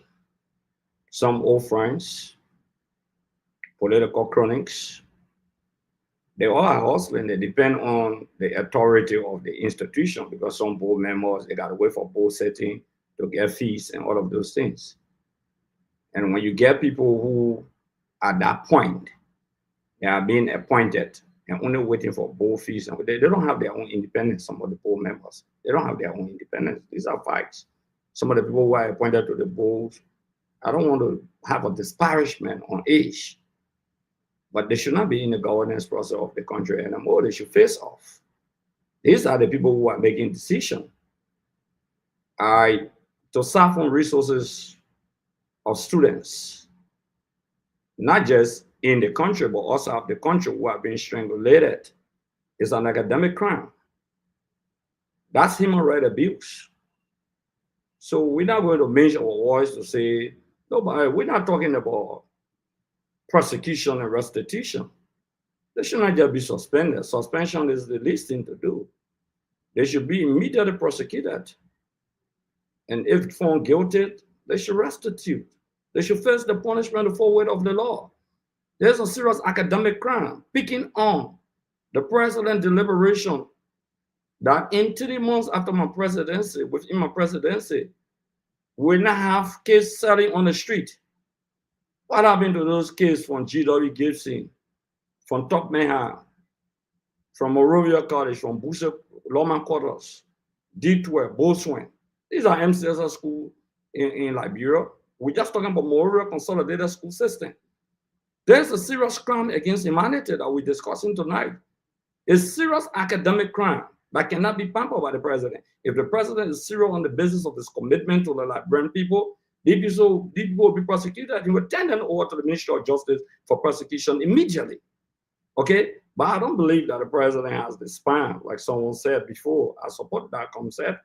I don't believe the president has the spine. When you appoint proteges or cronies, or what we call czars and czarinas, they are compensated at both levels, at the governance process of our country, that squat on both fees, etc.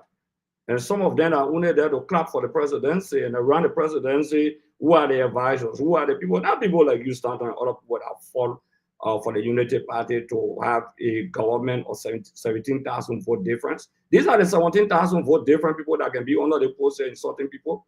That's just 17,000 high-headed men and women who can be insulting people all under posts and other things.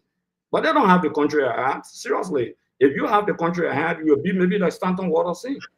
You want to spoon at me to hold the government feet to the fire. And what we're doing on this program, someone called me today, you'll be shocked from the Unity Party, from the inner cycle. He said, "How you people have not blown alarm on the yellow machine? Our people are going to eat free money in the country here. We really appreciate you people." I'm telling you today, they called me on that and said that. They said, "Well, all my criticism to you, but one good thing you people did, that alarm that you people blew on that yellow machine, that reduced it to 20-something million. Can you imagine people talking about over $5 million? But these are the people and he cannot take action. We can't clap for the presidency. No, we can't do that." Thank you very much. I'm going to put this up because it's very important. Let's look at the different steps here. Guys, again, continue to share the show, invite somebody. The MCC board demands.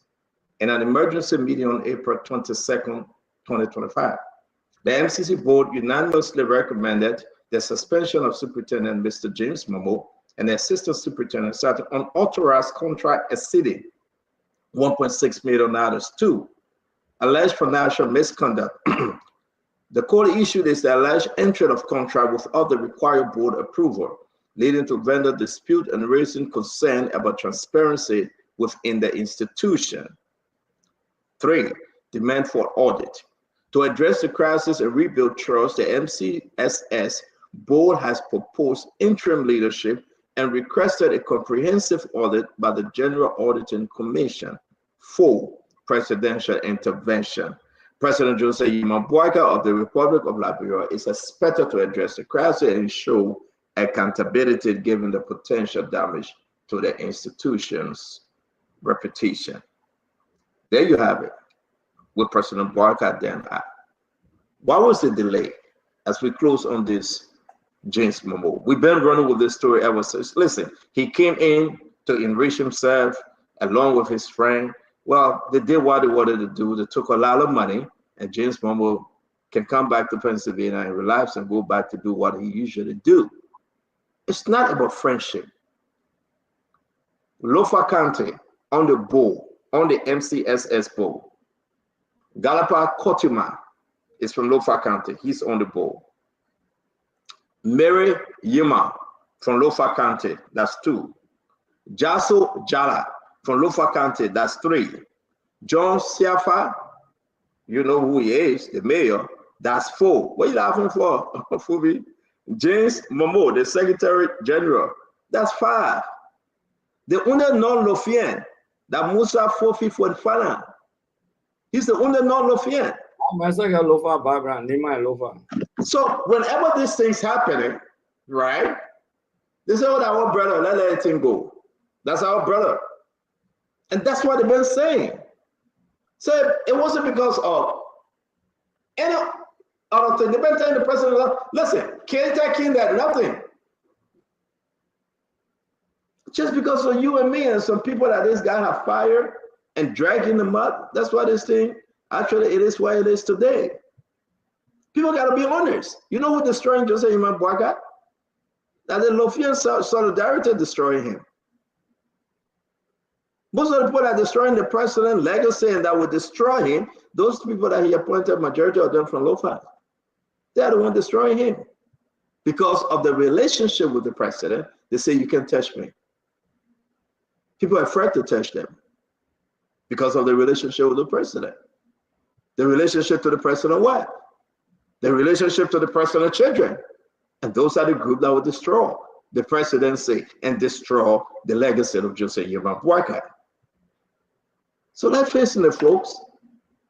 I'm not going to applaud them. I'm going to applaud us on this set, the Martin Colley and other people that champion this thing.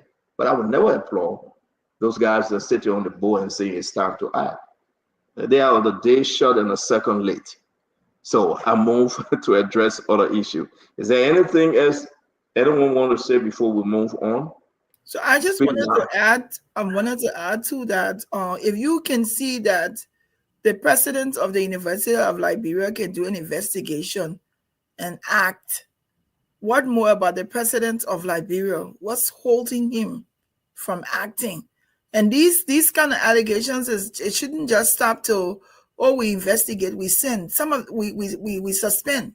Some of these allegations, there should be criminal charges. Some people should go to jail, so that it serves as a caveat for them not doing that again.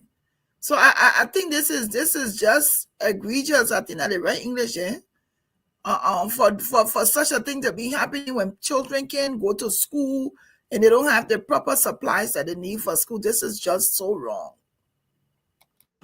Stand up. Stand up. Yes, Dr. Booklet. Go ahead. Yeah, if I just add my voice on the tail end of Glendy. In certain positions, especially when it has to do with children and education, you must handle them with a degree of sensibility. All the talk about education in Liberia can become frustratingly lip service. In other people's country, you see the character of the society by how they treat their children and the elderly. You come to a school system, most of our poor people send their children, and $1.6 million in measure that what this is some freebie. You just come now, you can just do it. You handle these positions, send them with care because you're dealing with our children. You have an opportunity to affect lives in a positive way, to leave a legacy and strengthen the nation, and you come and do dubious stuff. That's immediate firing and, like Thomas said, persecution. You do that thing 5, 6, 7, 10 times in a row, the message reverberates across public service, and you will mitigate the incidents of that kind of stuff. You play this slow rolling game with investigate. Remember now, when you suspend somebody, and one you suspend them will pay, two, they still have influence. They ain't fired yet, they still have influence and to a degree access to some of the information. Fire the people. You don't mess over our children like that. Then we stand and make long speeches about our commitment to education. No, we can't be committed to education. We put the best people in the educational system and we protect the children, the resources and all of these things. We have an opportunity. The president got 5 more years. We can turn the corner and do better in this area and other sectors of our economy.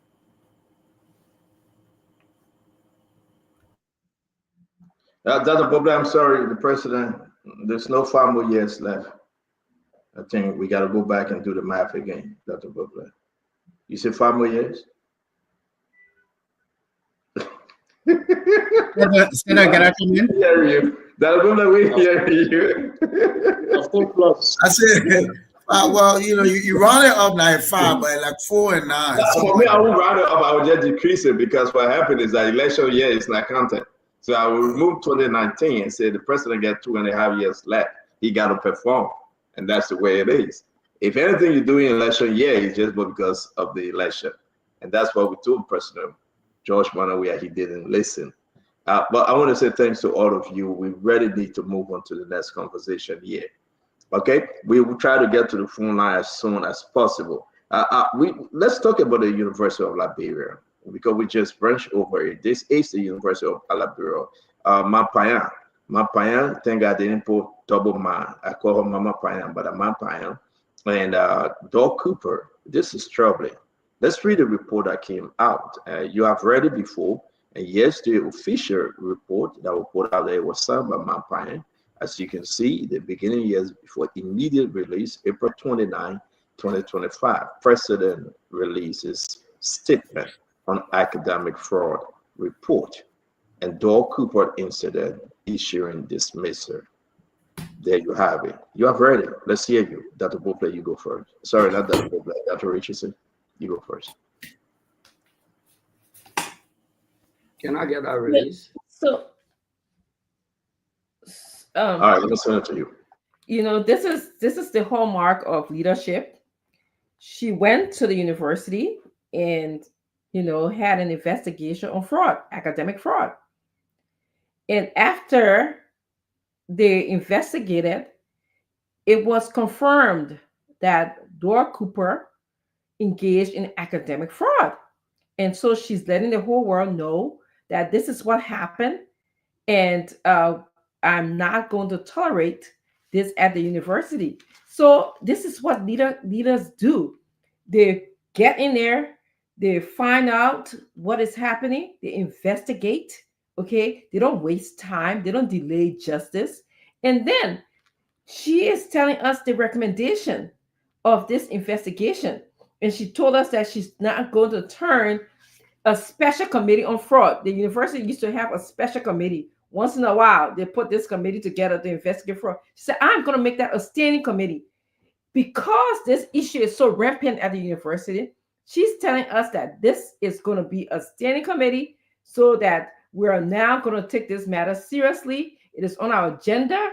It is not just a special thing that's happening. Like some people might think, people who got power or who got credential or who, their name brand, they can think that they can get away with it. She's saying, no, we're gonna have a special committee to investigate this. She also said we're gonna protect our whistleblowers. All right. If you come to us and you have news about someone engaging in academic fraud, they're going to investigate, but she's going to say, I'm going to protect you by protecting your confidentiality, something that we don't know in our culture so well, confidentiality, and protect the anonymous calls that she received or anonymous report that people are engaging in academic fraud. She also going to overhaul the academic enrollment process. Those of you who didn't go sit for the exam, those of you who get other people to pass your test, she's telling us that we are going to look into that and it's going to be overhauled. Okay, so if she's going to do all of that, this is what leadership is to me. Somebody who comes in there, get a pathway and do something. Don't just sit there and pass the buck and say, oh, my special advisor told me this, my counselor told me this. You can have special advisors, but the buck stops with you. At the end of the day or night, you have to go back and ask questions and check because you are the leader. You can't say because my special advisor told me this when you're a leader. No, you cannot do that. I've never been in leadership. I don't do that. You have to check, dot your I's, and cross your T's. Thank you. Thank you, Dr. Richardson. Fubi, let's hear you on my statement today.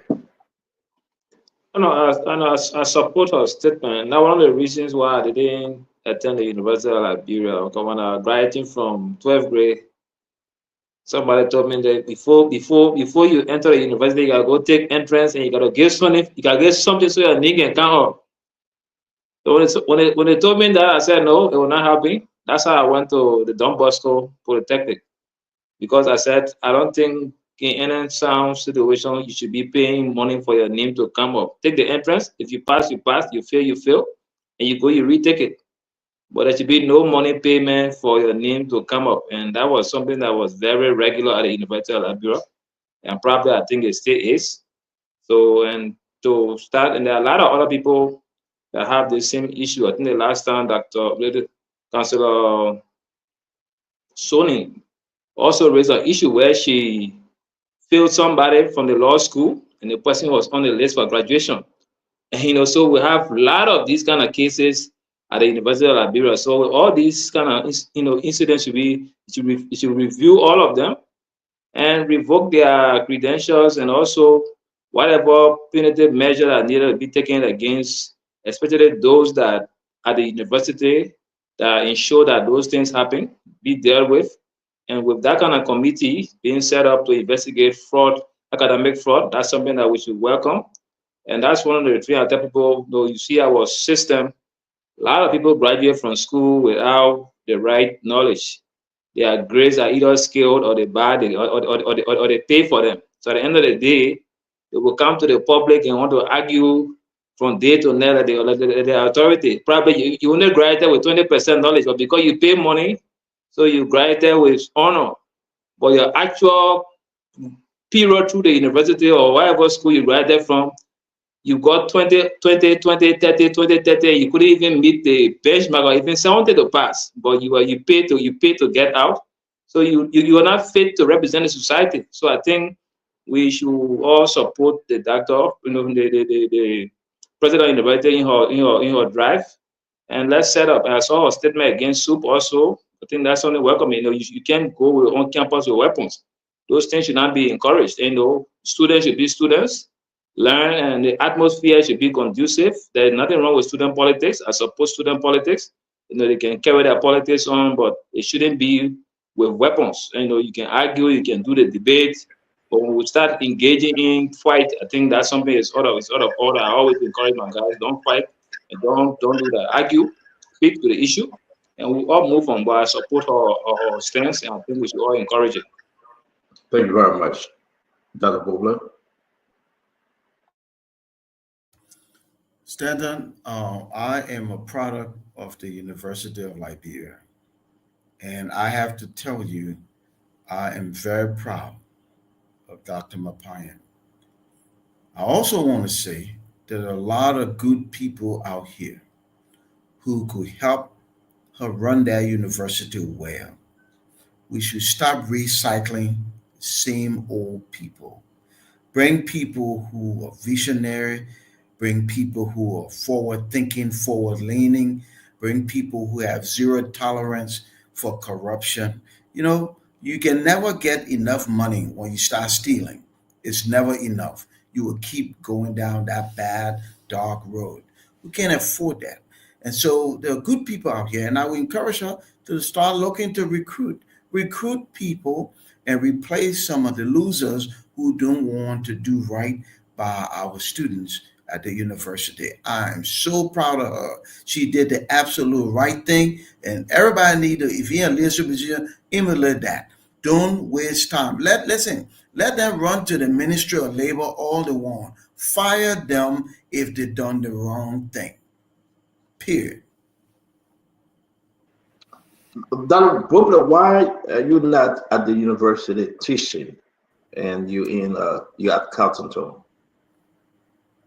Why am I not at the university? I have the privilege. Listen now, let me explain it. I have the privilege to manage an entire campus, all of the graduate programs of Cuttington, all our master's program in 5 schools, and the doctoral program, which I was privileged to lead the design and development of. So I'm also a product of Cuttington. I don't forget that's where I started my academic journey at Cuttington University. So I'm where I am, and I'm very fulfilled. And my goal is just always to try to make a difference. That's why I came home, to be in the theater and try to make a difference. And that's what we're doing now, and we're grateful for that privilege. Would you have done something different at the university under the constraint money issue? You have to beg the finance ministry for your allotment, and you have to deal with the student situation. What makes Carlton different with discipline and the education staff compared to the university today?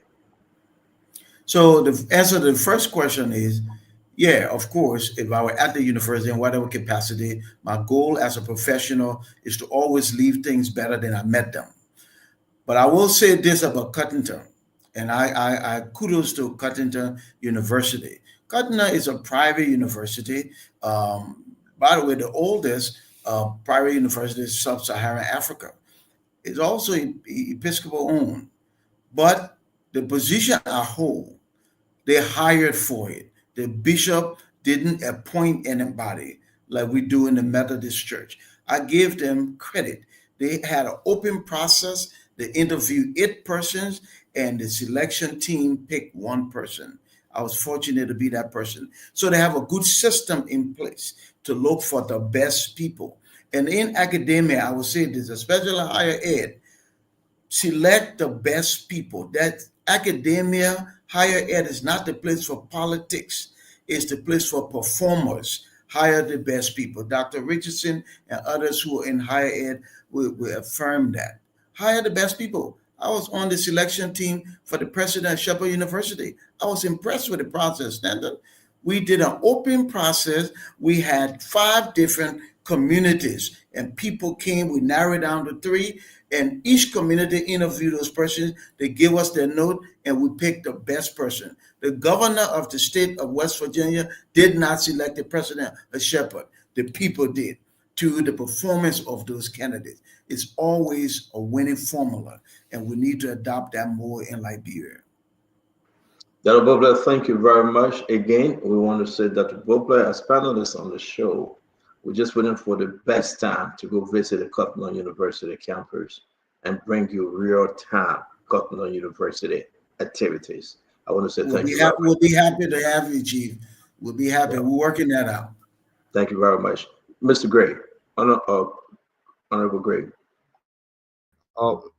Stano, thank you very much for bringing. I didn't even know you were bringing out this subject matter today, but it's part of my heartbeat.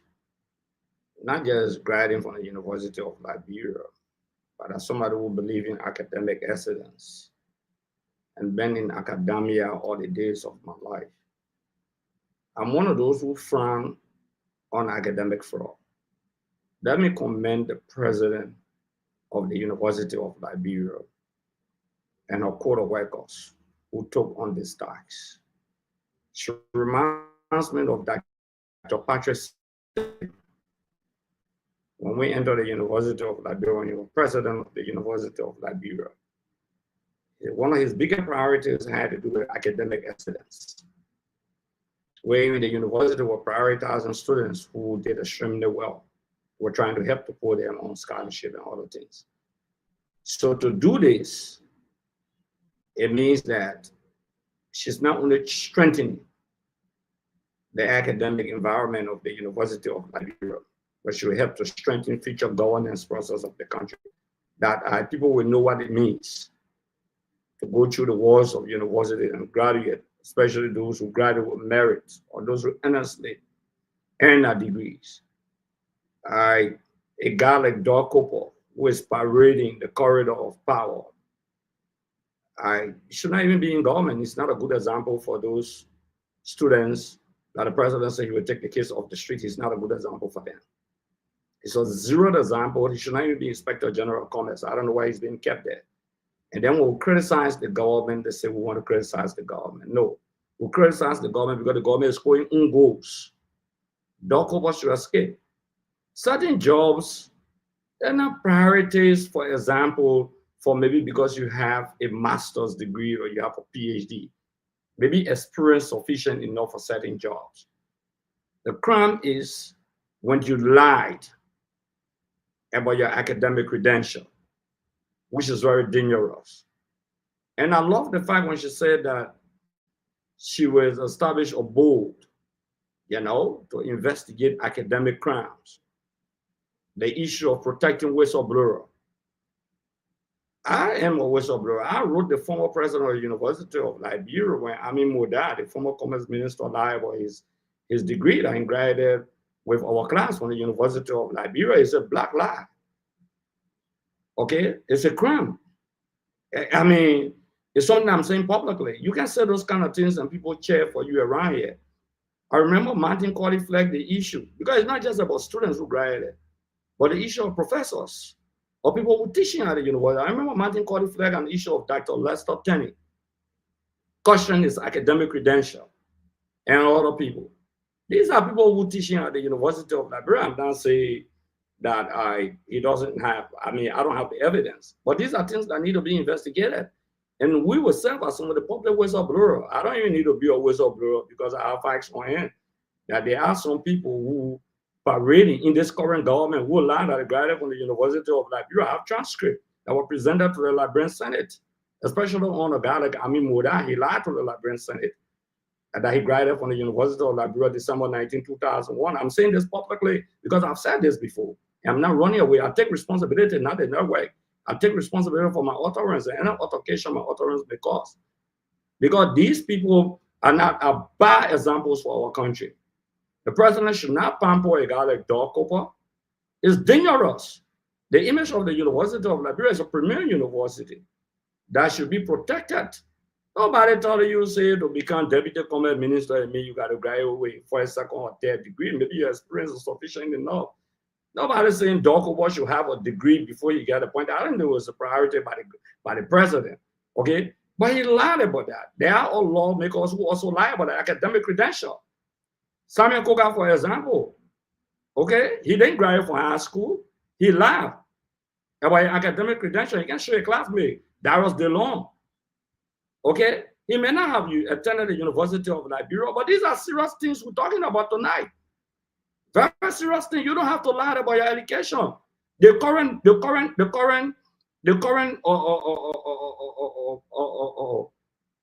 superintendent of Grand Judea County lie about the academic credential.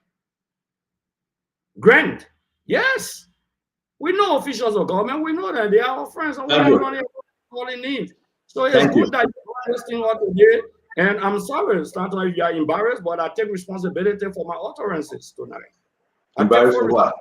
Not away. If they want to go to court, I can prove that. I know what I'm saying. Yeah, but they go to the court, then we do re-argument. So that's okay. We'll call for re-argument. So let's go to Tama. Well, we are waiting for the Supreme Court re-argument results so we can move this country forward. But thank you so much, Stanton. I think first of all, we should applaud, the decision today, the statement coming from Dr. Mapayan about the academic fraud that has been ongoing at the University of Liberia. I know the Doc Cooper issue is not the first and may not be the last. I'm sure there are a lot of skeletons in the closet when it comes to academic fraud at the University of Liberia. But I think people need to understand the implications of academic fraud. When people, cheat their way through the academics, say, for example, nursing, and these people end up as nurses in the clinics and in the hospitals, people end up dying in the communities. When people cheat their way through the academics at the University of Liberia, they become lawyers or they become doctors. They become quack doctors in the community, and they give you all kind of injection, and people end up dying. This is about lives. Or they become engineers. They go build you a building with substandard materials. They don't know the measurement. Those buildings end up collapsing. We've seen it happen in countries. So I think this is a national security issue, and it's a national priority. But I don't think this is going to resolve the academic fraud in our education system in Liberia. Will she be able to sustain this? Can the University of Liberia sustain this through the mechanism she's putting in place? I hope so. But there's a need to revamp the entire education system across Liberia, Stanton, starting from pre-K, because it is through education, from pre-K to university, it is through education that we mold the minds of Liberians, future leaders. And we need to start from there, pre-K through high school, through universities. So by the time people go into college and universities, they have received the values of what it means to be a responsible citizen. They have been taught what integrity is, in an institution or in government. It can address some of the corruption issues that we are having. Liberia, we've lost our way for the last 45 years, and we are still trying to find ourselves. And I hope that this government, and I think this is one of the plus in the GMB, the President Joseph Boakar's government, that this is one of the best and one of the best hires, that she's beginning to show results. She's beginning to show why she's worth to be the president at the University of Liberia. But there's work to be done, Stanton, and there's work to be done across the entire education system in Liberia. And I hope this government can continue to push not only the University of Liberia. If we can go back 10 years or 20 years, let's weed out these academic fraudsters and let's try to sanitize, bring sanity to the education system in Liberia. Thank you. Thank you very much, Tamba. Thank you. Isaac, though, welcome to the show. Well, thank you, and happy to see you back, Dr. Richardson. Yeah, but Stanton, I'm not sure I have much to add other than what everyone else has said. Life should be a level playing field. You don't have other people killing their brain, studying, doing the right thing, and you have the likes of the Carter report, the Doc Cooper report over there, or on Facebook, writing here and there, the whole why, just cheating their way to just make the thing short. This is something where some of us, you come from school, sometimes you get kids, you got to go to work, you come from where you get plenty of assignment to do. Then one man there just sitting down, you come from there, you get degree on A. It's wrong, plain and simple. And then they better on Facebook, he just writing, he Inspector General. He even care to think about the thing he did, but he care. All he know, he take shortcut. Other people took 4 years, he probably take 2 days. He just get it, he come on, he get it in Inspector General. So I don't think I have much to say on everybody. Is right. There should be a level playing field. And I thought this is one of the places where we, praise one of the appointees of Waka. I mean, that's a right step in the right direction. These things, I don't get it. If you don't get something, you don't get it. I don't think you need to fake it like you have it when you know you don't. Why you want to come here and just get the thing? Glendy suffer. Glendy used to do lantern to study. And then Mr. Ben just come from nowhere and just say he get big degree on here, he renting all around the place in something. He come and talk about people that get bachelor degree, you kind of he running there too. A lot of people went and suffer 4 years, they get it. When you get it 2 days, he running there. He go among the people. It's plain, simple, it's wrong. That's not something we can argue about. It's a right step. I mean, get the thing the right way, and you be good. You feel okay. When you go places, you feel good. So did the MCC do a live thing on it? So I mean, nothing much more to add, but it's the right thing to do. And I think those in the habit of doing that should be ashamed of themselves. It's crazy. Why you want to take something that you didn't earn? Thank you very much, Isaac. Thank you very much. The issue about academic fraud is across the board, which country, where you find yourself is wrong. It's absolutely 100% wrong. And again, the action taken by the president, my point, is great. I think everyone should applaud her. Everyone should applaud the president because, this too will help our country elevate. Trust me. Whether you're a student or you're a professor, wherever you find yourself in an institution, and you carry on such a behavior, it is wrong. But it takes only some good people, some very, very good people. That's why I asked Dr. Bobler this question, to go ahead and fight that system. You get entrenched in the system. Some people willingly, some people unwillingly. But with our country, like Fubi said, he didn't go to the University of Liberia because people say you got to pay to register, pay to take entrance here and there. And that's why I asked Dr. Bobler, what makes Cotton University different? The Muya, we don't hear at Cotton University. The noise is not coming from Cotton University. So what you guys are doing differently, and how can you help Mount Pioneer right now to improve the university? You guys have a partnership. You guys have that relationship, like sister colleges that you can work together and help her. And those are my questions to you, Dr. Bobler. And I think this will only help make Liberia system better. Look at the other colleges in the county. Look at Maryland Community College. They are nowhere. They are not even reached to the high school level, Dr. Bobler. You know that. You go to some of the colleges, there's nothing. Why she dealing with the university, main campus, Fender, they has another student group destroying stuff. But we are not hearing this information from Cotton University. So what makes the university different from that of the Liberia University? Glennie, I know you're a product. Maybe you went there, you got family member. Cotton University, you're not hearing no noise. And people are paying school fee, right, Dr. Bobler? And people are paying school fee there? Maybe scholarship or whatsoever? So Stanton, so the point you make about relationship, collaboration, partnership is on point. And, I met Dr. Mapayan briefly. We were at the function with where the president came and graced it. And we talked about, meeting again. In fact, the alumni, the UL alumni in the US just completed a solar project, and we're going to dedicate that next month in Fendo. So we're looking to build better, tighter relationships. But I will say this in fairness to the University of Liberia is a different animal. Okay, it's a private school. I mean, it's a public school. It's very humongous, the biggest in the country. And most significantly, it has built a culture, Stanton, over the decades where people feel like if they're not heard right here, right now, they have a recourse to make noise over here. And unfortunately, the government has handled the university in such a poor manner over the years. One, they don't make the right investment. Two, when the university students start to express themselves, the government often respond like way back, do time, move or be removed, Grady Allison, you respond to university student with that kind of force. So you exacerbate an already challenging situation. So you got a culture that's different. But Dr. Mapaya is setting the tune. And I sent her a note when she came, and I just congratulated her, and I said, run this like an American school. And I'm serious. If she run the university like American school and keep pushing back to the government, y'all give me space, let me do my job.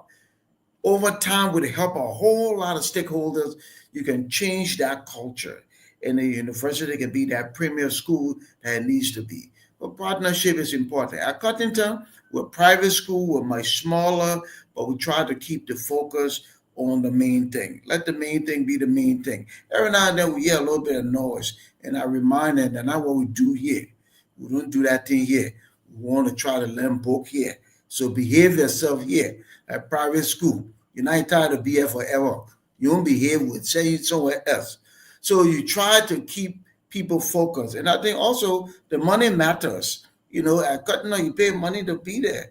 So if you pay money to be here and you won't be all kind of way, it's wasted investment. So it's a confluence of things. But I think on the whole, the University of Liberia can be much better. I think Dr. Mapaya is showing us that she means business, and we support her 100%. Thank you very much. My last question on this topic is to my brother as a lawmaker, Honorable Gray. And this thing remains with you that you went to the university as a sitting lawmaker. You think you can do it now, Honorable Mapaya? And she'll pick up the phone call and say, Representative Gray, please do not come. It will create more problem. Would you have listened then if she were the university president not to take your guys on the university and cause problem? You're muted, Honorable Gray. You're muted. I will answer you this way because I'm shocked tonight. Now, the same people who are pushing the students are the same people who are complaining about the students today. I'm shocked. Okay? The same people who are applauding the student actions are the people who are saying the students are problematic. What goes around comes around. There is a culture. When students of the University of Liberia protested against the dictatorial regime of Samuel Doe, when they tore casket and had a wake on the campus of the University of Liberia, Larry Topade and other people were pumping the students. They were clapping for the students of the University of Liberia.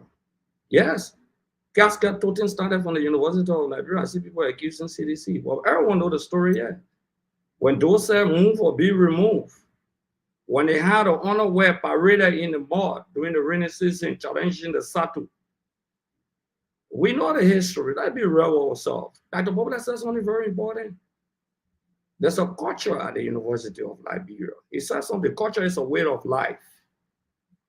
Don't be personal, Stanton, to ask Akaros Gray this question. Because I'm not a lawmaker. That's one of the reasons you'll say you'll fault me.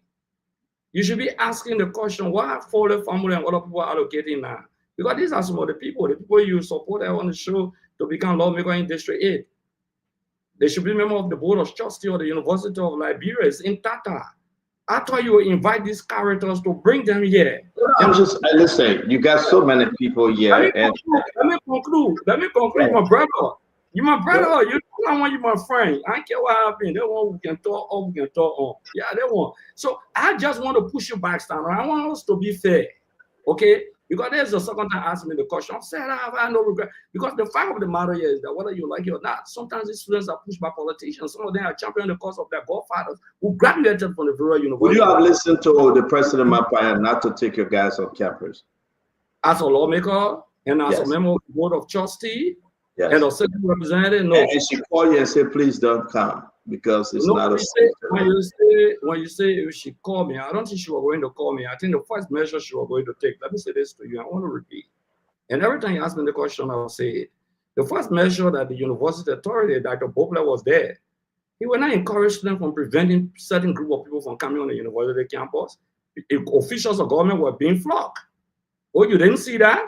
People were clapping. Joy Howard was insulted, or a woman who was insulted. How many people condemned that?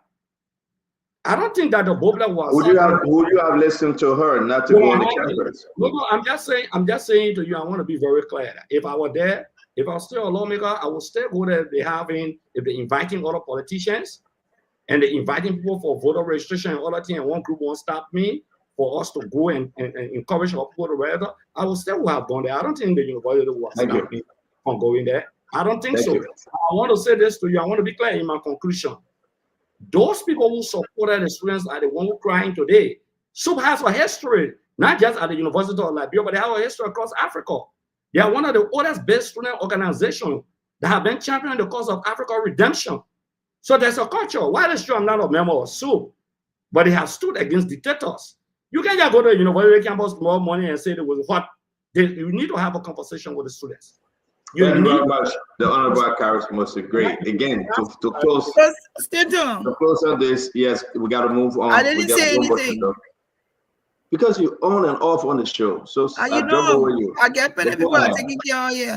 I know. Go ahead, Mama. I'm a product of the University of Liberia. I'm a graduate. So I got to speak on this issue here. And I'm also an active member of the Alumni Association here in the States. But I want to applaud Dr. Mapayan. And so in all fairness, so the question you asked, Gray, I think Dr. Mapayan would have first wanted a dialogue with the students. She probably would have called them to ask them. And she's showing that. That was one of the things she said in her speech, that people will not just come and protest. When you're coming to protest, we're going to engage you.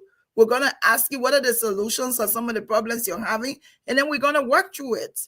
But I think this says a lot, because let me tell you, I don't know Dr. Mapayan for one, like I always say, I support individuals. I was out there supporting her, paging, posting her every day, everywhere. When people felt that, number one, oh, she's not Liberian. You know the same old story. She married to a Liberian, but she's not like, we have to say those things. She shouldn't be given that job. Some of us said that. People said that. She will come. She will not do anything. She will not be able with us LU people. She will run away. This is the Mapayan now. So we're looking at a president of the university versus the president of Liberia. She has now excelled. We hope that Joseph Yima Boyka will learn from his appointee and do better. We hope that when those people are fired, that they will be turned over to the police to be investigated. It's fraud. If a common citizen of Liberia commit fraud, they will investigate them. So we have a government official. This is now, you know, she's connected. So this story is not just limited to Liberia. This story now is going to be widespread. She's an activist. So she's a woman activist. She's in several different groups. It's going to be widespread. That one of the first things she did in Liberia is to identify fraud. So this thing will be widespread. It is important that President Boyka suspends, terminate, whatever he needs to do or do. He cannot be above the law.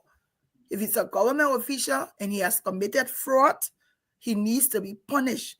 This is not a good face. This is not something we want from the university. We struggle. Look, I took almost 10 years to finish Cotton and LU. Because when I left Cotton, the war started, then I had to wait to go to LU. So it wasn't easy. Some of us struggled to get the degrees that we have. And we should not allow that. Yes. Thank you.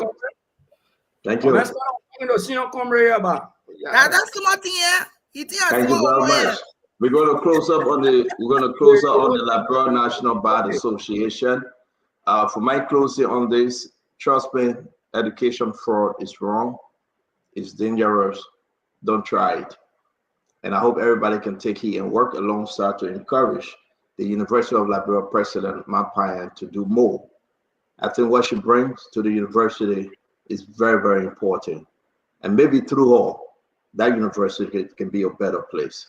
And we all should applaud her. Dr. Bopler woke up this morning. Dr. Richardson woke up this morning. In the afternoon time, almost here in the US, Eastern time, we came across this video. Let me play the first one. Moreover, the Supreme Court's opinion endorsement constitutes judicial overreach into matters exclusively reserved by the Constitution to the House of Representatives, and this violates the separation of powers doctrine, the cornerstone of a Republican form of government. The LMBA shall not condone legislative overreach in matters reserved by the 1986 Constitution to the judiciary. Similarly, the LMBA shall not act and observe judicial overreach in matters reserved by the Constitution exclusively for the legislature, the House of Representatives Speaker, and how the Speaker may be removed from office for cause. This is simply a violation of a political question doctrine. Dr. Bopler, you go first and go to Dr. Richardson. What are you hearing? Because you did a little law somewhere. What are you hearing, Dr. Bopler? So for me, the action of the LMBA is on a pendulum, right? From let's enjoy this conversation because everybody talking about it, so we'll gather on a media time. From there to political juggling. Don't forget, there is a vacancy coming to the High Court shortly. So people won't get on the front page. So you say your own. The court, what it did was an overreach. Nothing about what the court did was an overreach. The court did exactly what the High Court does. The Supreme Court don't go running looking for case.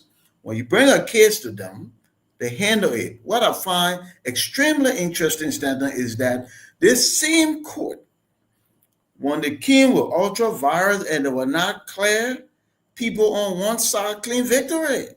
People on the other side claim victory. So now the court is clearer, more definitive, and he says an overreach separation of powers. It's always intriguing when you say separation of powers and you know fully well that legal matters are only adjudicated by the judicial branch of government. So where you carry the legal matter, and when you carry it to the court way in. So I think it just goes from freedom of speech, which is constitutionally protected, everybody got a right to say their own, to let's position ourselves, a vacancy coming, and somebody from this circle here could be called to the High Court. That's all I see. At the end of the day, though, let's follow the law. I said before, I want to say again as I close on this matter, disagreeing with the court's opinion is normal. Disobeying the court's opinion is abnormal. So we want to engage in normal behavior to strengthen our democracy. Dr. Bopler, thank you. Dr. Richardson, it took most people by surprise, by the way, especially those that are on the side of the rule of law say, must you talk? Must you say something? Why now? So talk to me, Dr. Richardson. Your question is just on point. Must they say something? I was wondering, must they talk? The hallmark of democracy is, we all can agree, we can disagree, like, Dr. Brother mentioned. It's good. It's good to have this kind of discourse where they are now saying that they disagree with the Supreme Court's ruling. But the issue is here, where were they? Like you said, where were they from the beginning of this event to now? Were they calling for the same political question matter or separation of power doctrine that is saying? And then they are saying, we should really break down these legal terms to my mirror and my massa out there. What is political matter? What is political questioning? Did they break that down for us? What is separation of power doctrine? If they're using the American standard, have they broken it down for us? Because today I spent some time reading both with the origin of political questioning, the origin of separation of power doctrine, separation of power doctrine. They mentioned that, but nobody explained it to my mirror or Uncle Paul that is out there.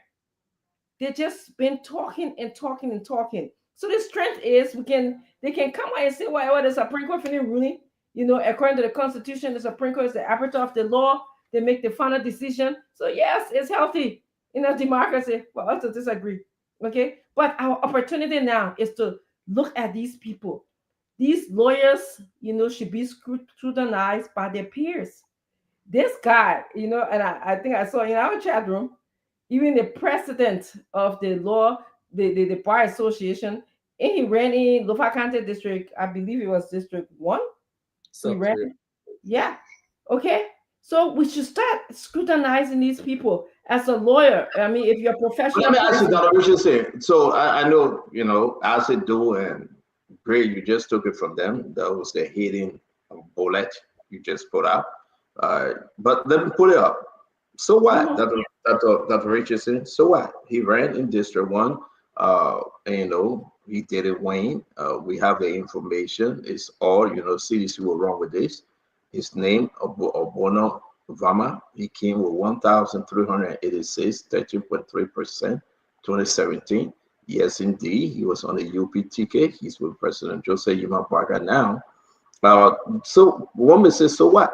What would be your, argument on this? So what? My response to that is I will scrutinize the professionalism of this person, okay? Because on a normal scale, we who don't have the legal degree, we read the first ruling, the second ruling. There was not a significant difference in there. And here we are, he's coming with this whole idea that is consistent with some of the Unity Party people that we hear explaining, oh, there's a separation of power doctrine that they neglected to explain as legal people. Legal-minded people are not telling us about this political question in Yale that they say it's a political question, okay? The Supreme Court shouldn't get involved, okay? They tell us that it's a separation of power doctrine, but what is it in our country, in our context? And that's what I'm saying, because of perhaps his background as a UP person, it would be worth scrutinizing his professionalism, how he came up to this conclusion, okay? I'm not saying that, everyone associated with the Unity Party may not have fair-mindedness, okay? I'm not saying that. I'm just saying that as a lawyer, if I was in that position, I would expect people to be scrutinizing my calling, my thoughts. Dr. Richardson, thank you. Sis Blendy, let's hear you. You are on the road. You were boarding with this one. The chat room is going crazy. Who wrote the statement? Who is it coming from? Whose voices are in that statement? Who is it representing? What is the need to talk about it now? All of the things that have happened. Why is it now that he's speaking? Timing is about everything. We don't want to add the political nature of it, the fact that he's a UPist or that he may be connected to Ente Katuma or to President Barker. Let me not add that there. What is the significance of him talking right now? Because he thinks his voice will add weight. He wants to join the bandwagon of those who don't want the rule of law to take its course. Disgracefully, he comes out and makes this statement. I can bet you that half of those people in the Liberian Bar Association did not agree to what he did today. I can bet you that what he did is just from a few of them. Because you already look on Facebook, you will hear some of the lawyers talking, some of them even talking in my impasse. And I like what Dr. Bob, Dr. Bob, sometimes we don't give him credit. Let me just say it here. Give him credit for some of the wisdom that he has. If you listen to Dr. Brooklyn, he said perhaps there is a vacancy that somebody wants. And so now they're speaking out. Does he want to be a judge in Bapolu? Does he want to be an associate justice? He wants to be seen.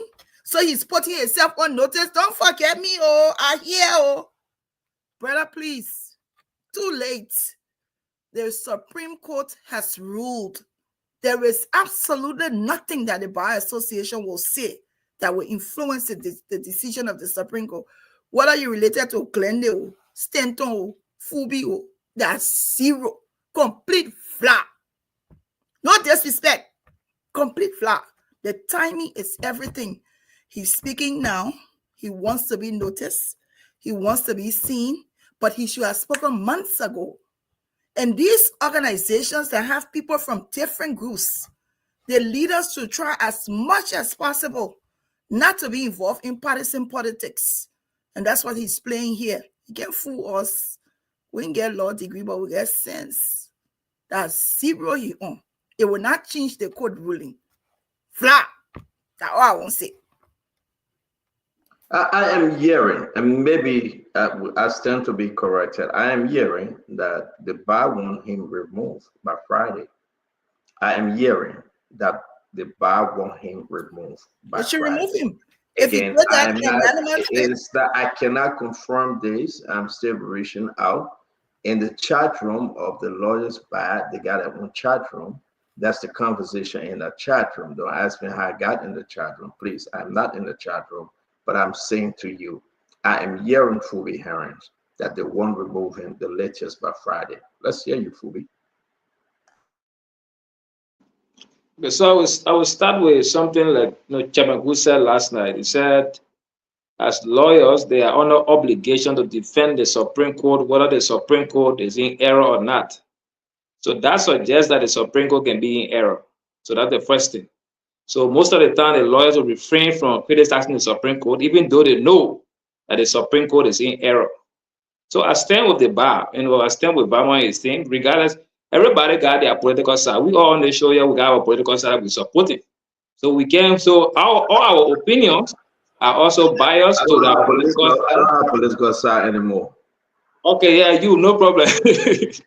So, well, 99% of our political side. So all our opinions will be leaning towards the side that we support. And so we should learn to get respect people their different opinions and what they say. But like I've said it several times, the Supreme Court is in error. And the Supreme Court ruling cannot be enforced. I don't care how we argue it, the Supreme Court ruling cannot be enforced against the legislature because there are strict article of the Constitution that bars the other two branches from interfering or enforcing orders against the legislature.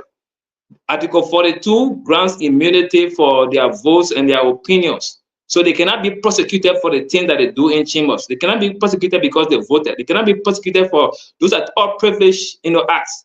And somebody said, "Oh, you can't tell the presidency take security."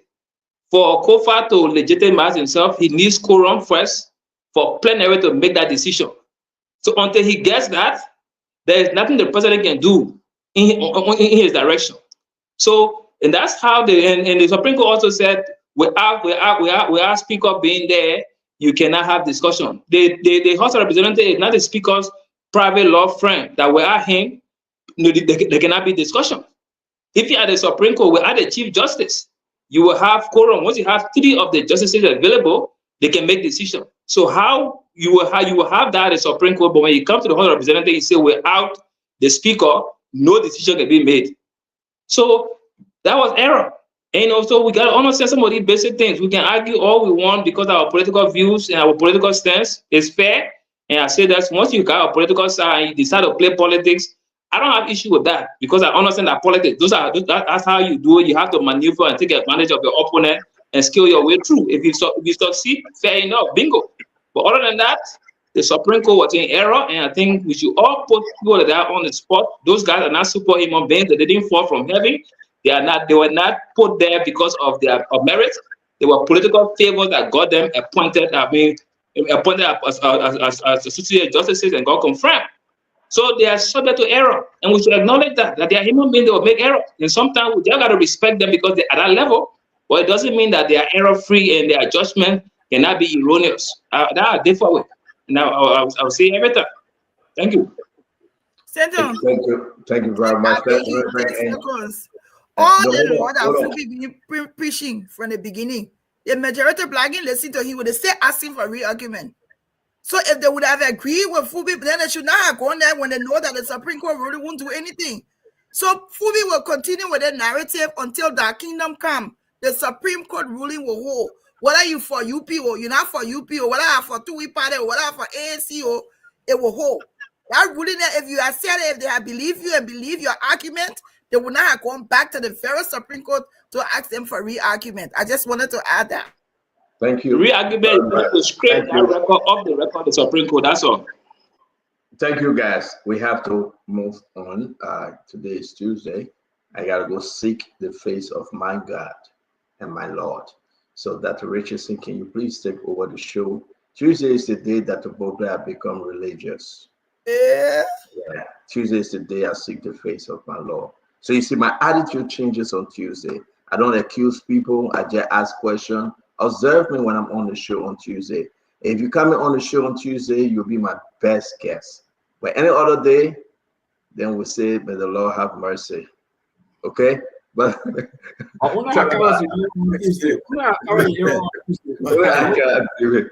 Remember to pray for the chief of sinners when you go to your Lord. I'll be first. Tell him to remember the people you ain't know my giving. Yeah. That Richardson, please take control. Thank you. Mr. Tangba, were you the one next? Yes. Okay. Yes, Dr. Richardson. Thank you. The question about the Liberia Bar Association coming up with the decision now. Thank you, Dr. Richardson. It is a very important question, especially when it comes to a democracy like Liberia that is still trying to find its way. When I look at the mission of the Bar Association of Liberia, or the Liberian Bar Association, their mission statement says is to promote access to justice, legal professional ethics, and effective justice, and enhance the fraternal bonds among lawyers, right, among their association members. Now, the Bar Association, speaking about the Supreme Court ruling and disagreeing with the Supreme Court ruling, has no legal ramifications whatsoever on the Supreme Court. The Supreme Court of Liberia is a final arbiter of justice, and whatever their ruling is, I believe, should be accepted both by the Bar Association and the speakers of people who are fighting for power in Liberia today in the House of Representatives. But here's a question, and I think Glennie just asked this question, or somebody just asked this question. Was the timing right for the Bar Association to come up with this statement? I don't know, because optics matter. And secondly, is someone in the back trying to play politics or puppet master to try to get this statement at this time? I don't know. But here's what I say about the Liberian Bar Association. I have used the Liberian Bar Association. I have hired lawyers. I have lawyers on retainer for one or two cases that I have in the legal justice system. But I think there's a lot of other things that the Liberian Bar Association can be doing today instead of just coming up with a statement to try to, go against a ruling or disagree with a ruling of a Supreme Court. We have hundreds, if not thousands, of young people, languages in prisons in Liberia, and they don't have legal representation. The Bar Association can do that for them. We need education, legal education across Liberia. Many Liberians don't understand the basics of the rule of law. And today we have a society that is driven by violence. People are quick to knock their chest. You know who I am? Quick to want to, violate the law. The Bar Association can help with that. So there's a lot that the Bar Association can do in Liberia today than to come up with a statement, especially in this charged political environment where we almost went to violence, where people are threatening chaos, where people are threatening to walk in the street. Protest is right, and it's good for every democracy. Strong opposition is good. But when we all just add our voices and add fire to the flame, or add a flame to the fire, whatever it is, or gasoline to the flame, it's not healthy for our democracy. And it's not something that I would have welcomed at this time. Look, I think the Bar Association is a great organization. They got some good lawyers, some great lawyers in Liberia, but they should reassess what their priorities are and see how they can help Liberia, how they can bring value, how they can be of resource to those people who can afford. There's a lot that it could be doing to help Liberians, especially those who can afford legal services, instead of coming to go counter to what the Supreme Court is trying to resolve or what they have interpreted, and we'll have an impasse where, we haven't found a way forward, where we need level heads, people who can come together to try to move this nation forward, not adding flame to the fire or gas to the fire. Thank you so much, Doc. Thank you. Gray, Mr. Gray, I think you're next, Honorable Gray. Again, let me say thank you very much. We're not, like I usually say, we're not here to come and measure our voice. This guy has a history. I've known him for a very long time from the University of Liberia, one of the student leaders, Bonavama, Councilor Bonavama. The public has to know that in 2017, he ran on the ticket of the Unity Party. It's a clear cut fire. The Unity Party have been issuing press releases, statements against the Supreme Court decision. The support Kuhn, who claimed to be a regime speaker. It's an open secret. You can see the lineage. Oh yeah, he has a family who is related to the Holmes. And you know the Holmes guy that had the scandal in the office of the first lady. And he's a relative to the first lady, the Holmes guy. And this man is married in the Holmes family. This Vama guy, Councilor Vama, Boda Vama. So he has a relationship technically with the first family. It's an open secret. The president is openly fighting for a quorum. They're using every means possible, including financial means. They're encouraging people to even make statements. My understanding from some members of the bar association is that they are not in line with that. We saw him here alone. I don't know where's the Secretary General of the bar, whether he's in it, know about that. That question we need to ask. But for the fact that he contested on the Unity Party ticket in 2017, that's something we call fait accompli, an established fight. You can't debate that. It means in supporting the Unity Party regime speaker, using the Bar Association to support the Unity Party regime speaker, who have violated all laws of the country to claim and clinch onto the speakership. This man, this Bona Vama man, he wanted to be clerk of the Supreme Court. My understanding is that he wanted that job, and the Chief Justice, she didn't give it to him. He angry. He bitter. Yes, he wanted a job. He's bitter about that. Now he's seeking to be a judge in Babodu. Dr. Bobla said something very important. That a lot of things about creation of vacancy. You know, if they appoint somebody from the bench as Chief Justice, that means there's a vacancy to appoint somebody also as Associate Justice. So the boys are fighting political warfare. And you accusing the court of being political when you're fighting a political warfare. He's fighting a political warfare. What has even further dent his statement? I don't want to say the integrity of the bar, because we have some credible and respectable people and even family members in the bar. What has done his own statement is for the fact that he ran on the political party ticket, and this political party has been adamant about somebody who have violated the law to maintain that person as speaker, including the president of the Republic of Liberia. So his statement is clearly in support of his leadership. That is the Unity Party. We can't just start a Unity Party. Who wrote the statement? He and the Unity Party wrote the statement. They want a tune. Says Glenn says, what's the tune of the statement? Who's speaking? Somebody speaking. People speaking. That the man is speaking. He's speaking to the Justice Minister who interpreted the ruling of the Supreme Court. We're not stupid in this country. Somebody who then kakaleka with Unity Party and who membership remain with the Unity Party, then publicly denounce his membership. That the one which you can't clap for you and say, oh, the bar, you're using the bar for your own political feature, personal aggrandizement, should be a spare. You can use the bar. The bar is, look, the bar is one of the most credible institutions in the Republic of Liberia. The bar, you're talking about political custom doctrine. You talking about it. When you talk about ultra viral, I think you were on OKFM talking about the code must be clear. You were on radio station, you're passing around. That man, I spoke to him. Talking about the code has to be very clear. Oh, you knew the code should be clear. You didn't raise the issue of political custom doctrine. You didn't raise the issue. As soon as the court ruled against your master, the man who you legally advising, you're advising Richard Kuhn legally. You think we're stupid in the country? Like, brother, small country, that just small society, just day. Okay, you think everybody in Unity Party certified the way Richard Kuhn embarrassing Joseph Boyga? You think every one of the people level-headed people in Unity Party certified? They're not certified. Yeah, in conclusion that, please, that man has embarrassed the bar. He has brought the bar to public disrepute. He should be removed.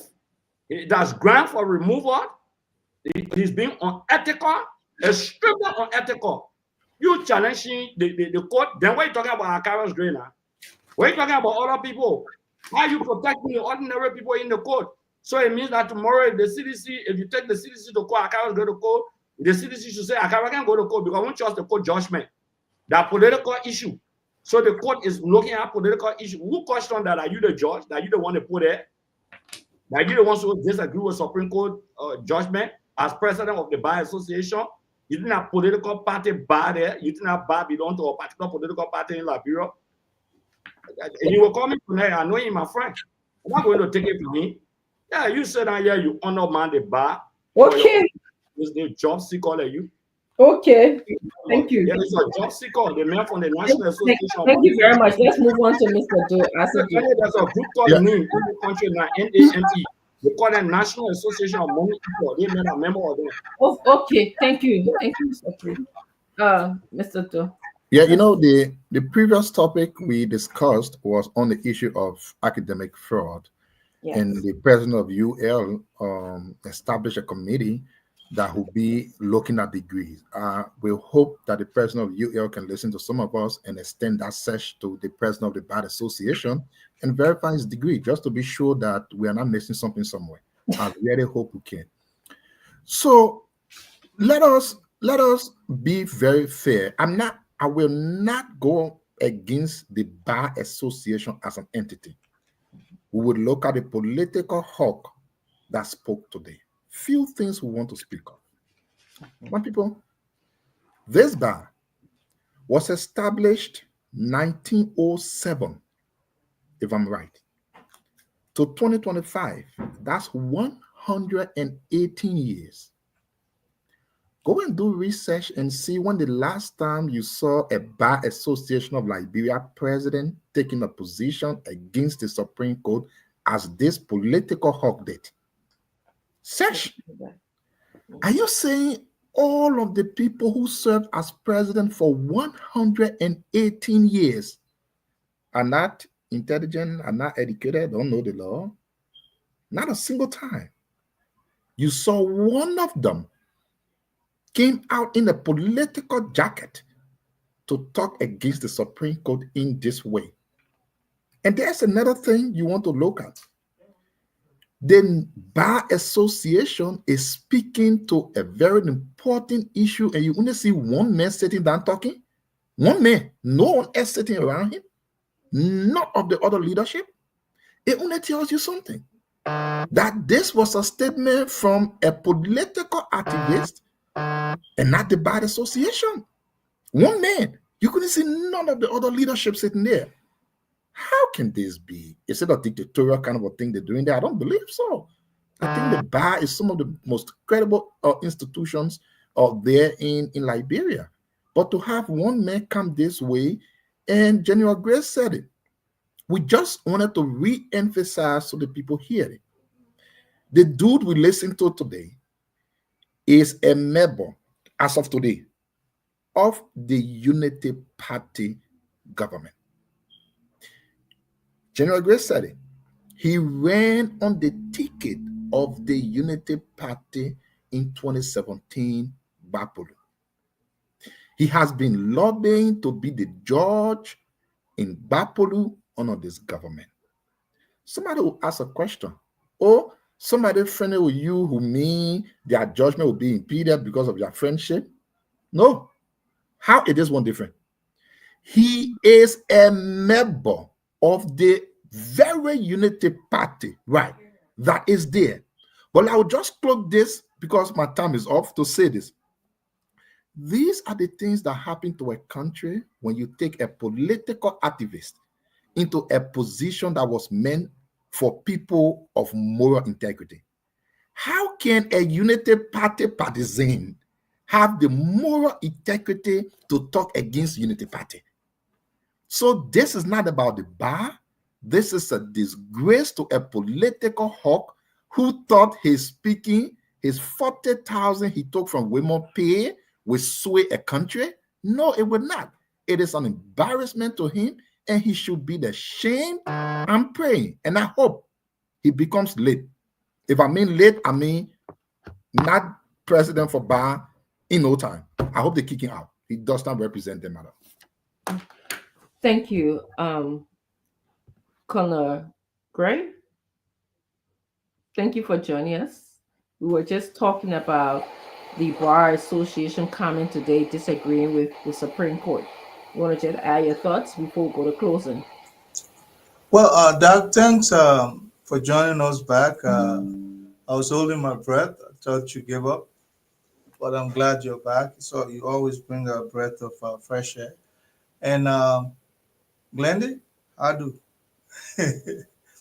Fellow panelists, firstly, our democracy is kind of curved around the U.S. democracy. So we kind of, we're a copycat, if you will. In order to perfect our democracy, we have to have a model. Anybody in life, you have to have a model set that you set your goals toward. So I think for us, we try to strive the perfection of our democracy to the image of the U.S. democracy. That said, the ACLU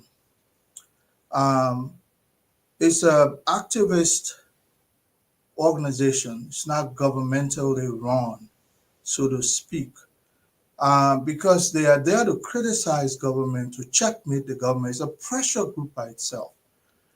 I want to suggest that the Liberian Bar Association is not a governmental run organization, so therefore maybe it curbs itself in the image and likeness of the ACLU.